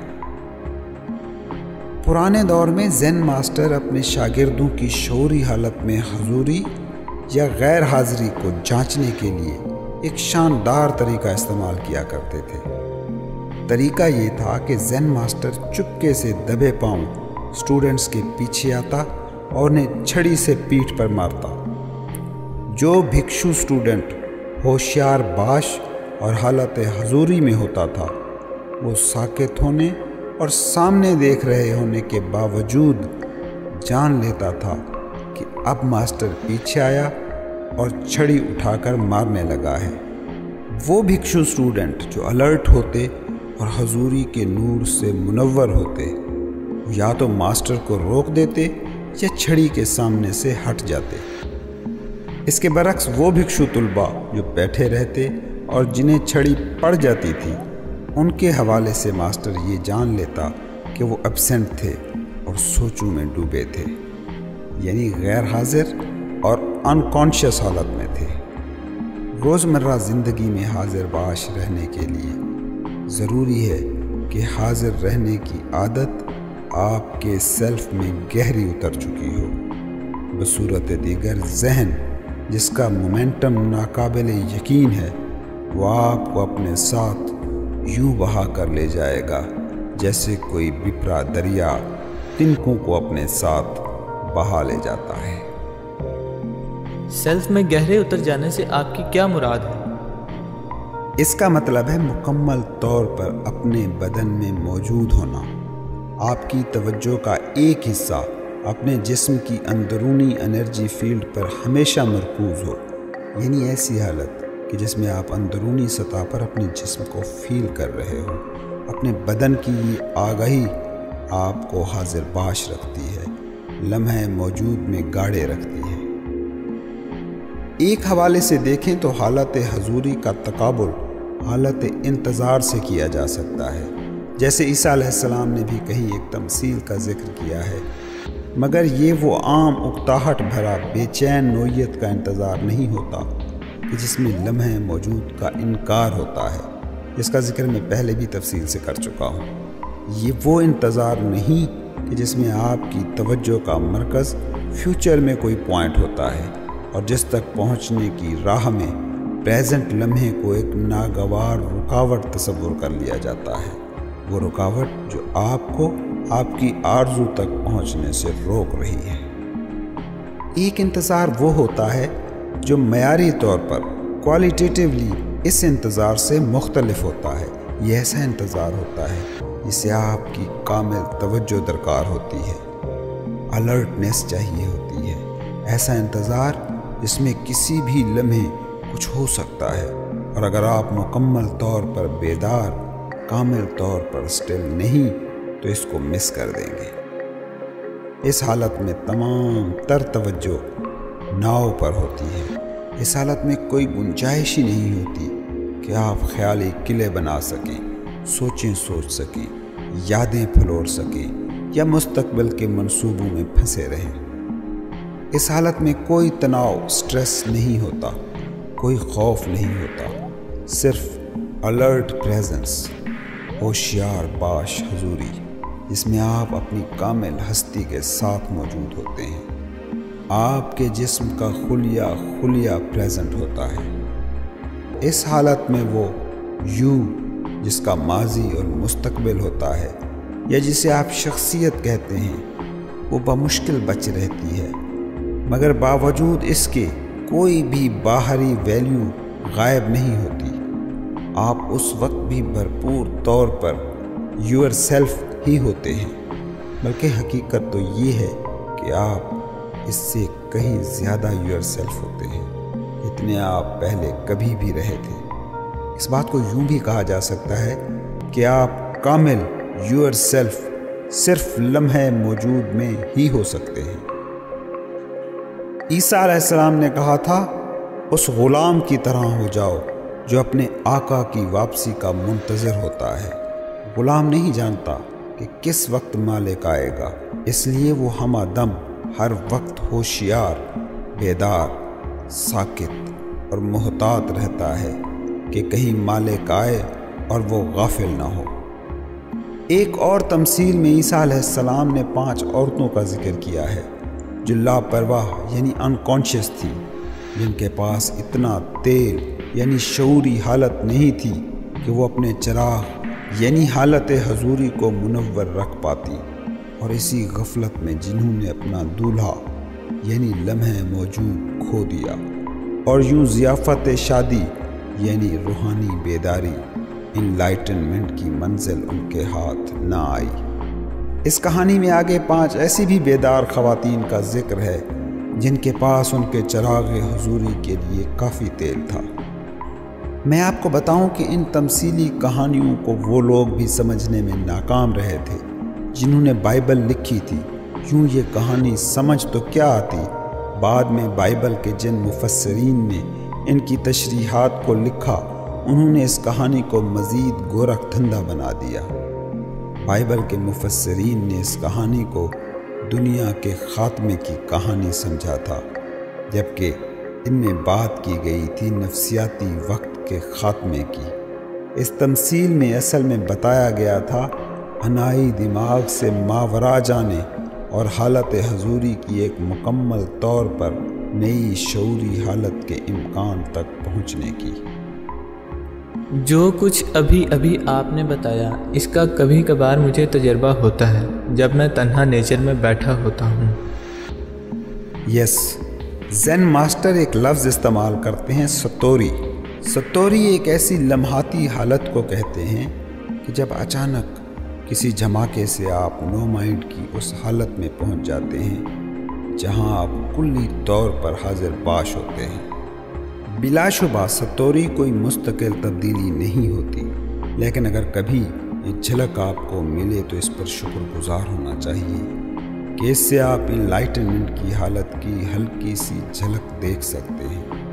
ہو سکتا ہے کہ آپ کو ستوری کی اس حالت کا کئی بار تجربہ بھی ہوا ہو، مگر آپ اس کی عظمت، اس کی اہمیت کو محسوس نہ کر سکے۔ حضوری کی حالت اصل میں فطرت کے حسن، عظمت اور تقدس سے آگاہی ہی کا نام ہے۔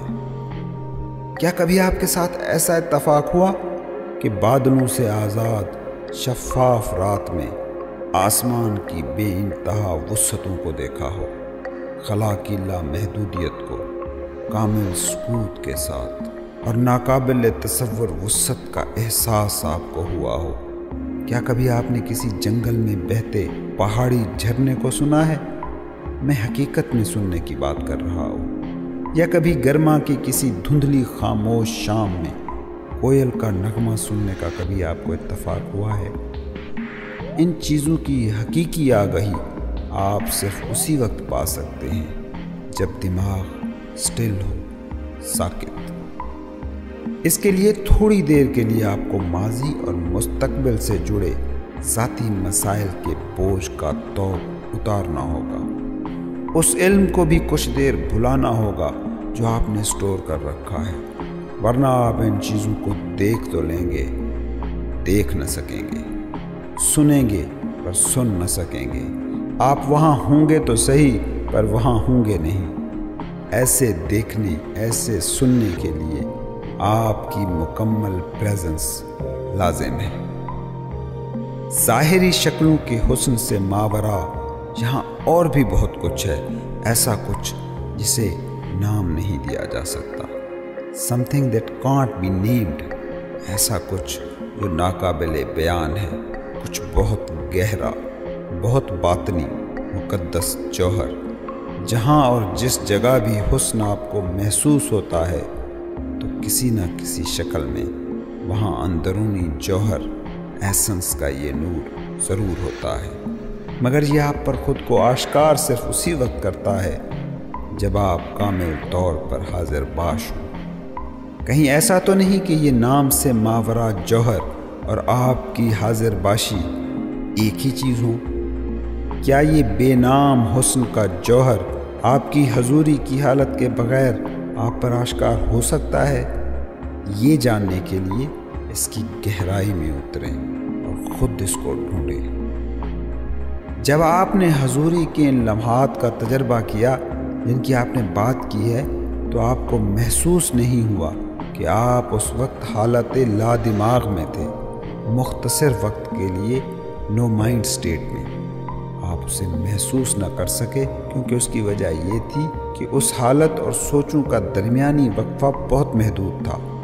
ستوری کا آپ کا لمحہ چند سیکنڈز کے لیے قائم رہا اور پھر دماغ بیچ میں کود پڑا، مگر یہ یقینی بات ہے کہ ستوری کا تجربہ آپ کو ہوا، ورنہ حسن کا یہ تجربہ آپ کو کبھی نہ ہوتا جس کی آپ بات کر رہے ہیں۔ یاد رکھیں، دماغ حسن کو پہچان سکتا ہے، نہ ہی اسے تخلیق کر سکتا ہے۔ جو حسن اور جس تقدس کو آپ نے محسوس کیا، وہ چند لمحات وہ تھے جب آپ کامل حضوری کی کیفیت میں تھے۔ نو مائنڈ کا یہ ستوری لمحہ چونکہ بہت ہی مختصر تھا اور آپ ہوشیار، الرٹ بھی نہیں تھے، اس لیے آپ اس تھاٹ لیس حسن اور چیزوں کو نام دینے کے بعد مائنڈ سے اس کی تشریح کرنے کے عمل کے درمیان موجود فرق کو نہ دیکھ سکے۔ جب آپ کے ذہن میں یہ خیال آیا کہ آپ کو ایک شاندار تجربہ ہوا، تو اس وقت وہ لمحہ باقی نہیں بچا تھا، بلکہ بس اس کی ایک یاد تھی جس کے ساتھ دماغ ڈیل کر رہا تھا۔ اس تجربے اور تجربے کے تھاٹ کے درمیان وقفہ اتنا مختصر تھا کہ آپ نے اسے ایک مسلسل عمل سمجھا۔ ادراک یعنی پرسیپشن اور تھاٹ کے درمیان وقفہ جتنا زیادہ ہوگا، اتنا ہی بطور ہیومن بینگ آپ کی سطح زیادہ گہری ہوگی۔ دوسرے لفظوں میں آپ اتنے ہی زیادہ کانشیس زندگی جینے والے ہوں گے۔ اکثر لوگ اس درجہ دماغ کی گرفت میں قید ہوتے ہیں کہ فطرت کا حسن ان کے لیے وجود ہی نہیں رکھتا۔ ہو سکتا ہے کہ ایسے لوگ یہ کہتے ہوں، واہ کیا ہی خوبصورت پھول ہے، مگر یہ صرف ان کے ذہن کی لیبل دینے کی عادت کا میکینیکل اظہار ہوتا ہے اور کچھ نہیں، کیونکہ حالت سکوت، سٹلنس کے بغیر، لمحے موجود میں شعوری حضوری کے بغیر حقیقت میں پھول کو دیکھا ہی نہیں جا سکتا۔ مطلب اس کے ایسنس کو، اس کے جوہر کو، اس کے تقدس کو، اس کی پاکیزگی کو انکانشیس رہتے ہوئے کبھی بھی نہیں دیکھا جا سکتا۔ بالکل ویسے ہی جیسے وہ حاضر باشی کے بنا خود اپنے آپ کو نہیں جان پاتے، اپنے جوہر کو محسوس نہیں کرتے، اپنی پاکیزگی اور تقدس کا ادراک نہیں کر پاتے۔ یہ وہ وجہ ہے کہ ہمارے سماج حسن کے ادراک سے محروم ہوتے جا رہے ہیں، کیونکہ ہم انتہائی دماغی غلبہ کی حامل یعنی مائنڈ ڈومیننٹ کلچر میں رہتے ہیں۔ اس لیے چند استثنیات کے علاوہ ہماری دنیا کے جدید فنون، فن تعمیر، موسیقی اور ادب بھی حسن سے، اندرونی جوہر سے محروم ہیں۔ وجہ اس المیہ کی یہ ہے کہ جو لوگ ان کو تخلیق کر رہے ہیں وہ ایک بھی لمحے کے لیے اپنے دماغ کی قید سے آزاد نہیں ہوتے، اس لیے وہ اپنے اندر موجود اس مقام تک رسائی حاصل نہیں کر پاتے جہاں سے حقیقی حسن ابھرتا اور تخلیق ہوتا ہے۔ دماغ خود پر منحصر ہوتا ہے اور وہ افریط تخلیق کرتا رہتا ہے، اور یہ افریط سازیاں صرف آرٹ گیلریوں تک محدود نہیں۔ شہری دنیا کا لینڈسکیپ دیکھ لیں، صنعتی ویسٹ لینڈز کا نظارہ کر لیں تو آپ سمجھ جائیں گے کہ آج تک موجود رہی کسی تہذیب نے اتنی بدصورتی تخلیق نہیں کی ہے جو جدید تہذیب تخلیق کر رہی ہے۔ کیا ہونا یعنی بینگ اور حضوری پریزنس ایک ہی چیز ہے؟ جب آپ کی بینگ شعور کی سطح پر آتی ہے تو اس وقت ہوتا یہ ہے کہ ہونے کی حالت خود اپنا شعور بن جاتی ہے، اور جب بینگ خود اپنے بارے میں کانشیس ہو، اسی کا نام حالت حضوری ہے۔ اور کیونکہ ہونے کی کیفیت یعنی بینگ، کانشیسنس یعنی شعور اور زندگی ایک دوسرے کے مترادف لفظ ہیں، تو ہم حضوری کی اس کیفیت کو کہہ سکتے ہیں کہ شعور کو خود اپنا شعور ہو گیا ہے، یا اسے ہم کہہ سکتے ہیں سیلف کانشیسنس، عرفان ذات۔ مگر یہاں ایک ٹریپ ہے جس سے ضرور بچنا ہے۔ شعور، بینگ، زندگی لفظ ہیں، اور انسان میں لفظوں کے ساتھ جڑنے کی ٹینڈنسی ہوتی ہے۔ ان لفظوں سے نہ جڑیے گا اور لفظوں کے اس گورکھ دھندے کو سمجھنے کی کوشش نہ کیجیے گا۔ حاضر باشی پریزنس کی کیفیت سے قبل کچھ بھی جاننے کی ضرورت نہیں ہے۔ جو آپ نے ابھی کہا وہ میں سمجھ رہا ہوں، لیکن یہ محسوس ہو رہا ہے کہ بینگ حتمی ماورائی حقیقت ابھی کامل نہیں، بلکہ کسی ارتقائی عمل میں ہے۔ آپ اس حتمی حقیقت کو خدا کہتے ہیں؟ کیا خدا کو اپنے ارتقاء کے لیے وقت کی ضرورت ہے؟ ہاں، اگر آپ اسے دیکھ رہے ہیں بظاہر دنیا کے تناظر میں۔ بائبل کا خدا کہتا ہے، میں اول ہوں، میں آخر ہوں، اور میں ہی ہوں واحد زندہ۔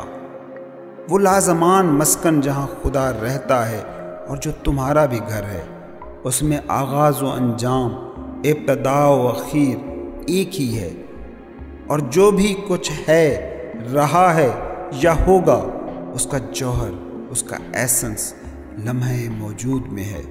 وہ ابدی لمحہ موجود جو مظاہراتی حالت سے پاک، وحدت اور کاملیت کا شاہکار ہے، اور ایک ایسی چیز ہے کہ جسے انسانی دماغ کبھی بھی تصور میں لا سکتا ہے نہ سمجھ سکتا ہے۔ تاہم جدا جدا ساختوں، ڈھانچوں، حیتوں اور شکلوں کی حامل ہماری دنیا میں اس لازمان کاملیت کا تصور سوچ کی حد سے ماورا فنومینا ہے۔ یہاں تو شعوریت کہ جو ابدی ماخذ، ایٹرنل سورس کا نور ہے، وہ تک ارتقاء کے عمل کے تابع ہے۔ ایک ایسی چیز کہ جو ارتقاء کے عمل کا حصہ ہے، لیکن اس کی وجہ یہ نہیں کہ ایسا حقیقت میں ہے، اس کی وجہ بس اتنی ہے کہ ہمارا ادراک، پرسیپشن محدود ہے۔ تاہم مجھے اجازت دیں کہ میں اس دنیا میں شعور کے ارتقاء کو اپنی گفتگو کا موضوع بناؤں۔ ہر چیز جو موجود ہے وہ بینگ ہے، اس میں خدائی جوہر ہے، اس کا کوئی نہ کوئی درجہ شعور ہے، حتیٰ کہ پتھر تک میں ابتدائی اور ناپختہ نوعیت کا شعور موجود ہوتا ہے، کیونکہ اگر ایسا نہ ہوتا تو پتھر نہ ہوتا اور اس کے ایٹم اور مالیکیول بکھر جاتے۔ ہر چیز زندہ ہے، سورج، زمین، پودے، جانور، انسان، تمام اشیاء مختلف درجوں کے شعور کا اظہار ہیں۔ یہ سب شعور کے شکلیاتی، ساختیاتی اظہار ہیں۔ دنیا ابھرتی ہے اس وقت کہ جب شعور شکلوں اور حیتوں کا روپ دھارتا ہے، چاہے یہ شکلیں اور حیتیں خیال کی ہوں یا مادے کی۔ صرف اسی سیارے پہ موجود زندگی کی کروڑوں اربوں شکلوں اور حیتوں کو دیکھ لیں۔ سمندر میں، زمین پر، ہوا میں، اور پھر زندگی کی یہ تمام شکلیں کروڑوں بار اپنا اعادہ کرتی ہیں، خود کو ریپلیکیٹ کرتی ہیں۔ کس مقصد کے لیے؟ کیا کوئی شخص یا کوئی چیز ہے جو کسی قسم کا کھیل بیٹھا کھیل رہا ہے؟ شکلوں اور حیتوں کا کھیل، game of forms and structures, یہ وہ نقطہ نظر ہے جو مشرق میں قدیم برِ صغیر میں رائج رہا ہے۔ وہ اسے لیلا کہتے تھے، ایک ایسی لیلا جو ان کے مطابق بھگوان نے رچائی ہے۔ انفرادی زندگی کی شکلیں اور حیتیں اس کھیل میں کوئی اہمیت نہیں رکھتی۔ سمندروں میں آباد دنیا کو دیکھیں، وہاں زندگی کی جو شکلیں جنم لیتی ہیں ان کی اکثریت جنم لینے کے چند منٹوں کے اندر ختم ہو جاتی ہے۔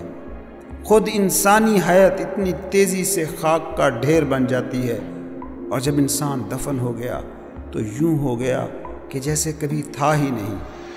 کیا یہ المیہ ہے؟ کیا یہ ظلم ہے؟ ہاں ہے، اگر آپ حیات اور شکل کو علیحدہ شناخت سمجھتے ہیں تو۔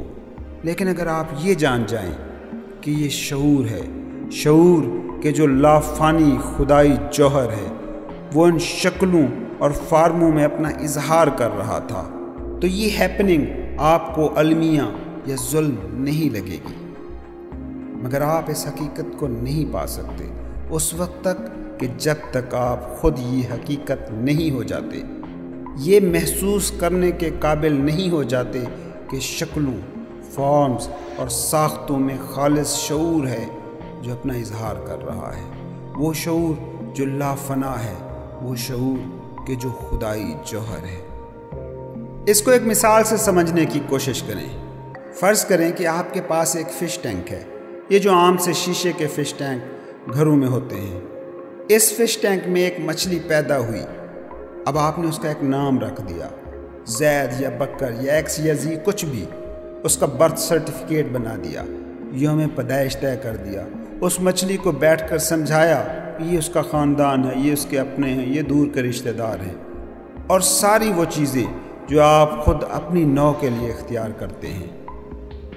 مگر آپ جب یہ سب مچھلی کو بتا چکے اور 2 ہی منٹ گزرے کہ اسی فش ٹینک کی ایک اور بڑی مچھلی نے اسے نگل لیا، اب آپ مجھے بتائیں کہ کیا یہ المیہ ہے؟ کیا یہ نیچر کا ظلم ہے؟ آپ کو یہ المیہ لگ رہا ہوگا کیونکہ آپ نے اسے علیحدہ سیلف سمجھ لیا، جبکہ وہ حقیقت میں نہیں تھا۔ کھیل اس میں بس اتنا تھا کہ آپ کو ایک ڈائنامک پروسیس، متحرک عمل کا تھوڑی دیر کے لیے کنٹرول ملا تھا، ایک مالیکیولر لیول کا رقص جس میں سے آپ نے علیحدہ وجود تراش لیا۔ شعور شکلوں اور حیتوں کا بحروب بھرتا ہے، اور پھر ان شکلوں اور حیتوں، فارمز اینڈ سٹرکچرز کی پیچیدگیوں میں یوں الجھ کے رہ جاتا ہے کہ یہ اپنا آپ کھو دیتا ہے۔ آج کے دور کے انسان کانشیسنس کو قطعاً نہیں جانتے، وہ بس اس کے مختلف بحروبوں کے آشنا ہیں، اور چونکہ جدید انسان اپنی شناخت بس انہی مادی شکلوں اور حیتوں میں دیکھتا ہے، اسی لیے وہ ہم آدم اپنے مادی اور نفسیاتی سٹرکچرز کے فنا کے خوف سے کانپتا رہتا ہے۔ یہ ہے عنائی دماغ، اور یہی وہ مقام ہے جہاں سے عظیم عدم توازن ڈس فنکشن جنم لیتا ہے۔ اب بنائی دماغ دیکھتا ہے کہ ارتقاء کے اس رستے میں کہیں کوئی بڑی گڑبڑ ہو گئی ہے۔ یہ احساس جو ہی پیدا ہوتا ہے تو عظیم ڈس فنکشن کے تخلیق کردہ آلام اور دکھوں کا تناؤ اور دباؤ شعور کو مجبور کر دیتا ہے کہ وہ خود کو حیتوں اور شکلوں سے الگ کر کے دیکھے۔ یہ شعور کی آئیڈینٹیفائیڈ حالت کا وہ مقام ہے جہاں وہ فارمز کے خواب سے انگڑائی لے کر بیدار ہوتا ہے۔ یہ دوبارہ سے خود شعوری حاصل کرتا ہے، مگر یہ خود شعوری شعور کی اس سطح سے کہیں گہری ہوتی ہے جو اس وقت حاصل تھی جب شعور لاشعوریت کے خواب کی دنیا میں گم ہوا تھا، کیونکہ اب جو شعور حاصل ہوا ہے اس میں اس کی اپنی جد و جہد کا مرکزی کردار ہے۔ اس کی بہترین وضاحت بائبل کی ایک تمثیلی کہانی میں دی گئی ہے، جس کے مطابق ایک امیر باپ کا بیٹا اپنا گھر چھوڑ کر چلا جاتا ہے۔ باپ کی دولت کو بے دردی سے لٹاتا ہے، جس کا نتیجہ یہ نکلتا ہے کہ وہ پائی پائی کا محتاج ہو جاتا ہے اور دکھوں اور غموں کے پہاڑ اس پر ٹوٹ پڑتے ہیں۔ جب وہ مکمل طور پر تباہ ہو جاتا ہے تو پھر اپنے باپ کے گھر لوٹ آتا ہے۔ گھر لوٹنے پر اس کا باپ اسے پہلے سے بھی زیادہ پیار دیتا ہے، کیونکہ وہ اس سے کئی سال تک جدا رہا تھا۔ سب پہلے کی طرح ہو جاتا ہے۔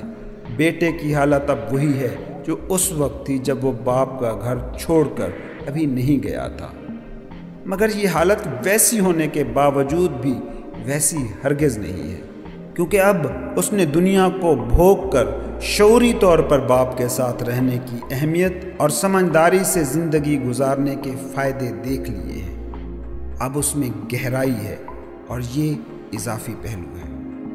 یہ تمثیل دراصل داستان ہے اس سفر کی جو لاشعوری کاملیت سے شعوری کاملیت کی طرف ہوا۔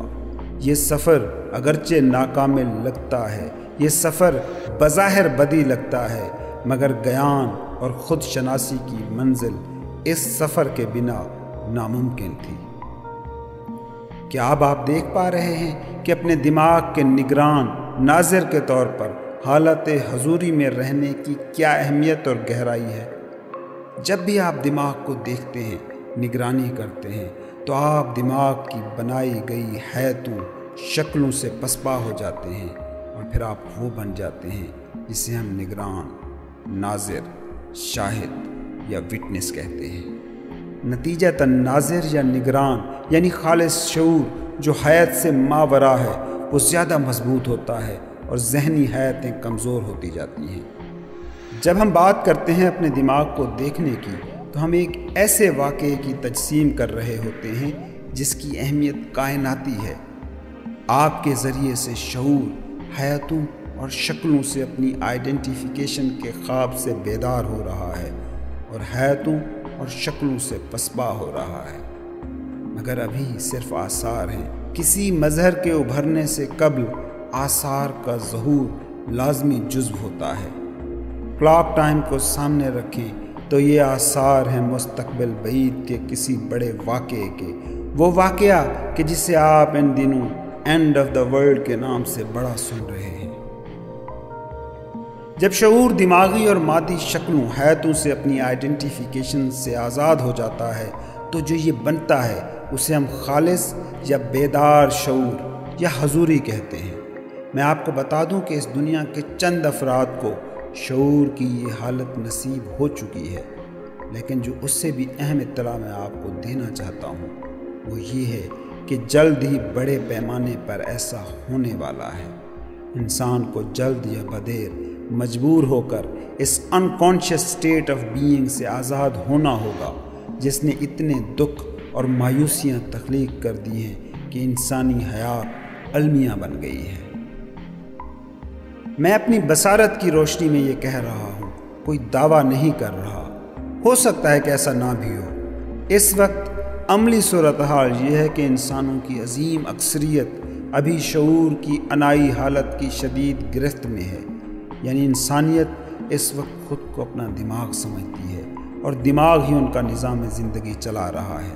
اگر وہ ٹائم میں موجود اپنے دماغ سے خود کو آزاد نہیں کرتے تو وہ اسی دماغ کے ہاتھوں تباہ ہو جائیں گے۔ ان میں کنفیوژن بڑھے گا، کشمکش میں اضافہ ہوگا، تشدد پھیلے گا، بیماریاں بڑھیں گی، مایوسی اور دیوانگی راج کرے گی۔ یاد رکھیں، انائی دماغ ڈوبتا جہاز ہے، اگر آپ اس سے نہ اترے تو آپ بھی اس جہاز کے ساتھ ڈوبیں گے۔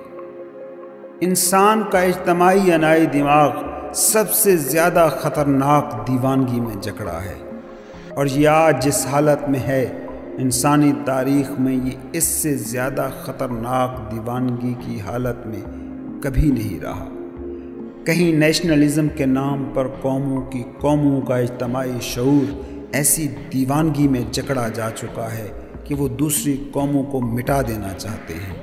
کہیں نفع کے لیے قومیں پوری زمین کو زہریلی آلودگی کے دامن میں جھونکنے کے لیے تیار ہیں۔ کہیں مذہب کے نام پر اجتماعی شعور اس ناکارگی کو پہنچ چکا ہے کہ وہ اس کے لیے دنیا کو، اس میں بس رہے انسانوں اور خود اپنے آپ کو مٹانے تک تیار ہو چکے ہیں۔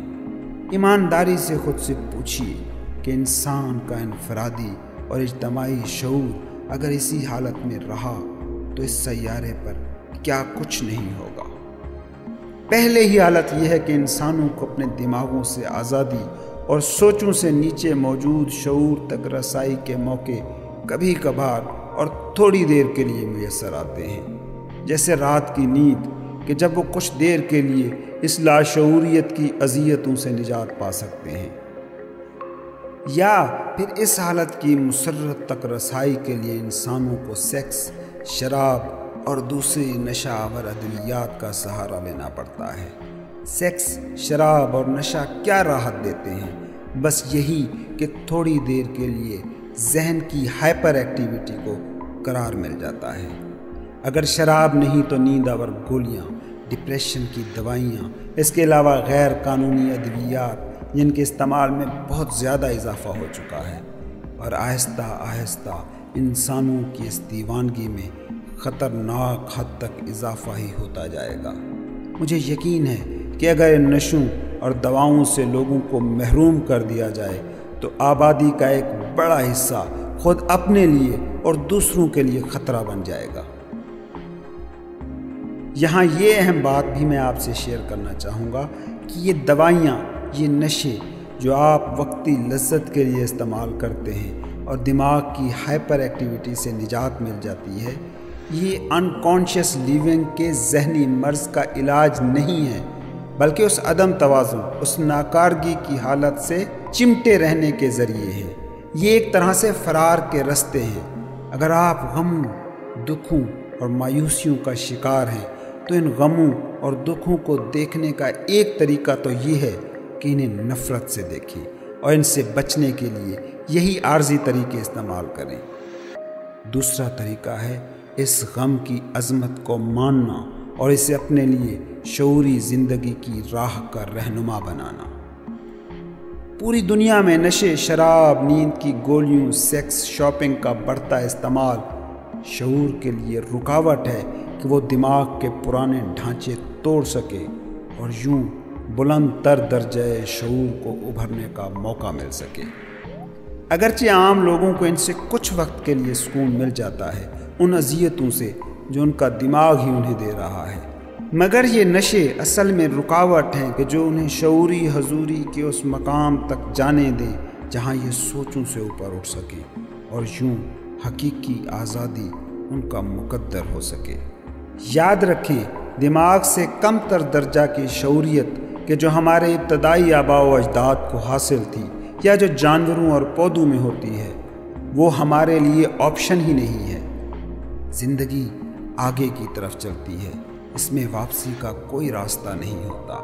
ہمارے پاس واحد آپشن ہے وہ شعوریت جو دماغ کی سطح سے بلند تر ہو۔ اگر نوع انسان نے باقی رہنا ہے تو اسے اگلی سٹیج پر قدم رکھنا ہوگا۔ ارب ہا ارب شکلوں اور حیاتوں کی صورت میں کائنات میں شعور کا ارتقا ہو رہا ہے اور مسلسل ہوتا رہے گا۔ ہم شعور کی یہ جست نہ لگا سکے تو کائناتی سطح پر اس کا کوئی اثر نہیں پڑنے والا۔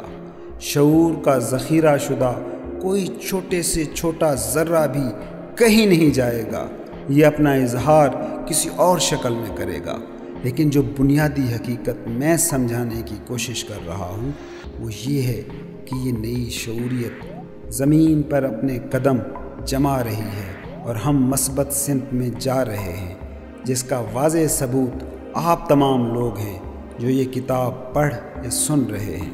یہ علامت ہے اس بات کی کہ نیا شعور ہماری زمین پر اپنی بنیادیں مضبوط کر رہا ہے۔ یہاں یہ وضاحت ضروری ہے کہ اس میں کچھ پرسنل نہیں ہے، نہ میں آپ کو سکھا رہا ہوں یا کوئی تعلیم دے رہا ہوں۔ آپ شعور ہیں، آپ ہی بول رہے ہیں، آپ ہی سن رہے ہیں۔ مشرق میں ایک کہاوت ہے، معلم و متعلم، ٹیچر اینڈ ٹاٹ مل کر علم تخلیق کرتے ہیں۔ باہر صورت ان کی اندر کی دنیائیں اہم نہیں ہیں، یہ صداقتیں نہیں، بس صداقتوں کی طرف اشارہ ہے۔ میں حضوری کی حالت میں بول رہا ہوں، اور جیسے ہی میں بولتا ہوں آپ بھی میری اس حالت میں شریک ہو سکتے ہیں۔ اگرچہ ہر لفظ جو میں بول رہا ہوں اس کی ایک تاریخ ہے جس کا تعلق ماضی سے ہے، اور ہر زبان میں موجود لفظ اسی حقیقت کا اظہار ہے کہ یہ کسی زمانے میں بنے ہیں، بڑھے ہیں، معانی پائے ہیں۔ مگر یہ جو لفظ میں بول رہا ہوں ان میں حضوری کی ہائی انرجی فریکوینسی ہے، ان معانی سے الرغم جو یہ پہنچا رہے ہیں۔ ان لفظوں، ان کے معانی سے نہ جوڑیں، وہ معانی جو لفظ آپ کے ذہن میں پیدا کر رہے ہیں۔ میں آپ کو بتاؤں کہ خاموشی پریزنس کی زیادہ ٹھوس شکل ہے، اس لیے جب آپ یہ پڑھیں یا جو میں بولوں وہ سنیں تو لفظوں کے درمیان اور پیچھے موجود خاموشی کو سننے کی کوشش کریں۔ ان وقفوں کے بارے میں آگاہ رہیں۔ آپ جہاں کہیں بھی ہوں، خاموشی کو سننا حضوری کے حالت کے حصول کا آسان اور ڈائریکٹ طریقہ ہے۔ چاہے شور ہی کیوں نہ ہو، آوازوں کے درمیان میں اور ان کی تہہ میں بھی خاموشی موجود ہوتی ہے۔ خاموشی کو سننے کی صلاحیت اگر آپ میں پیدا ہو جاتی ہے تو اس سے فوراً ہی آپ کے اندر سکوت، سٹلنس تخلیق ہوتا ہے۔ یاد رکھیں، باہر موجود خاموشی کو صرف اور صرف آپ کے اندر کا سکوت، آپ میں موجود سٹلنس سن سکتا ہے، اور یہی سکوت، سٹلنس ہے حضوری۔ سکوت کہ جس میں شعور خیالی حیاتوں اور شکلوں سے آزاد ہو گیا۔ یہ جس بھی موضوع پر میں اس پوری کتاب میں بات کر رہا ہوں، اس کا جوہر، اس کا زندہ تجربہ آپ کو اسی حالت سکوت میں ہی ہو سکتا ہے۔ لفظوں سے نہ چمٹیں کہ اکثر لفظ اور ان سے جڑے معانی الٹا رکاوٹ بن جاتے ہیں۔ جیسے لفظ ہے خدا، آپ کو یہ لفظ الجھائے تو آپ اسے حضوری کہہ سکتے ہیں۔ اسی خدا کو مشرقی صوفی انا الحق کہتے آئے ہیں۔ لفظ خدا یا حالت حضوری میں جو واحد فرق ہے وہ یہ ہے کہ لفظ خدا اس مقام کا علامتی اظہار ہے، جبکہ حضوری خدائی جوہر کے ساتھ ہم آہنگ بیدار حالت کو کہتے ہیں۔ لفظ خدا سے متعلق بہت سی غلط فہمیاں اور غلط عقیدے ختم ہو جائیں گے اگر آپ اسے ایسا کل سمجھیں گے جو ماضی اور مستقبل سے پاک ہے۔ یہ کہنا کہ آسمانی آقا ہے یا ہوگا باہم متصادم اصطلاح ہے۔ اس کو بائبل کی اس مثال سے سمجھیں جس میں خدا یہ نہیں کہتا کہ میں ہمیشہ سے ہوں اور ہمیشہ رہوں گا، کیونکہ اس فکرے میں ماضی اور مستقبل کو صداقت، ریئلٹی کی سند مل جاتی ہے۔ بائبل میں خدا کہتا ہے I am that I am۔ یہاں کوئی زمان نہیں ہے، صرف حضوری، پریزنس ہے۔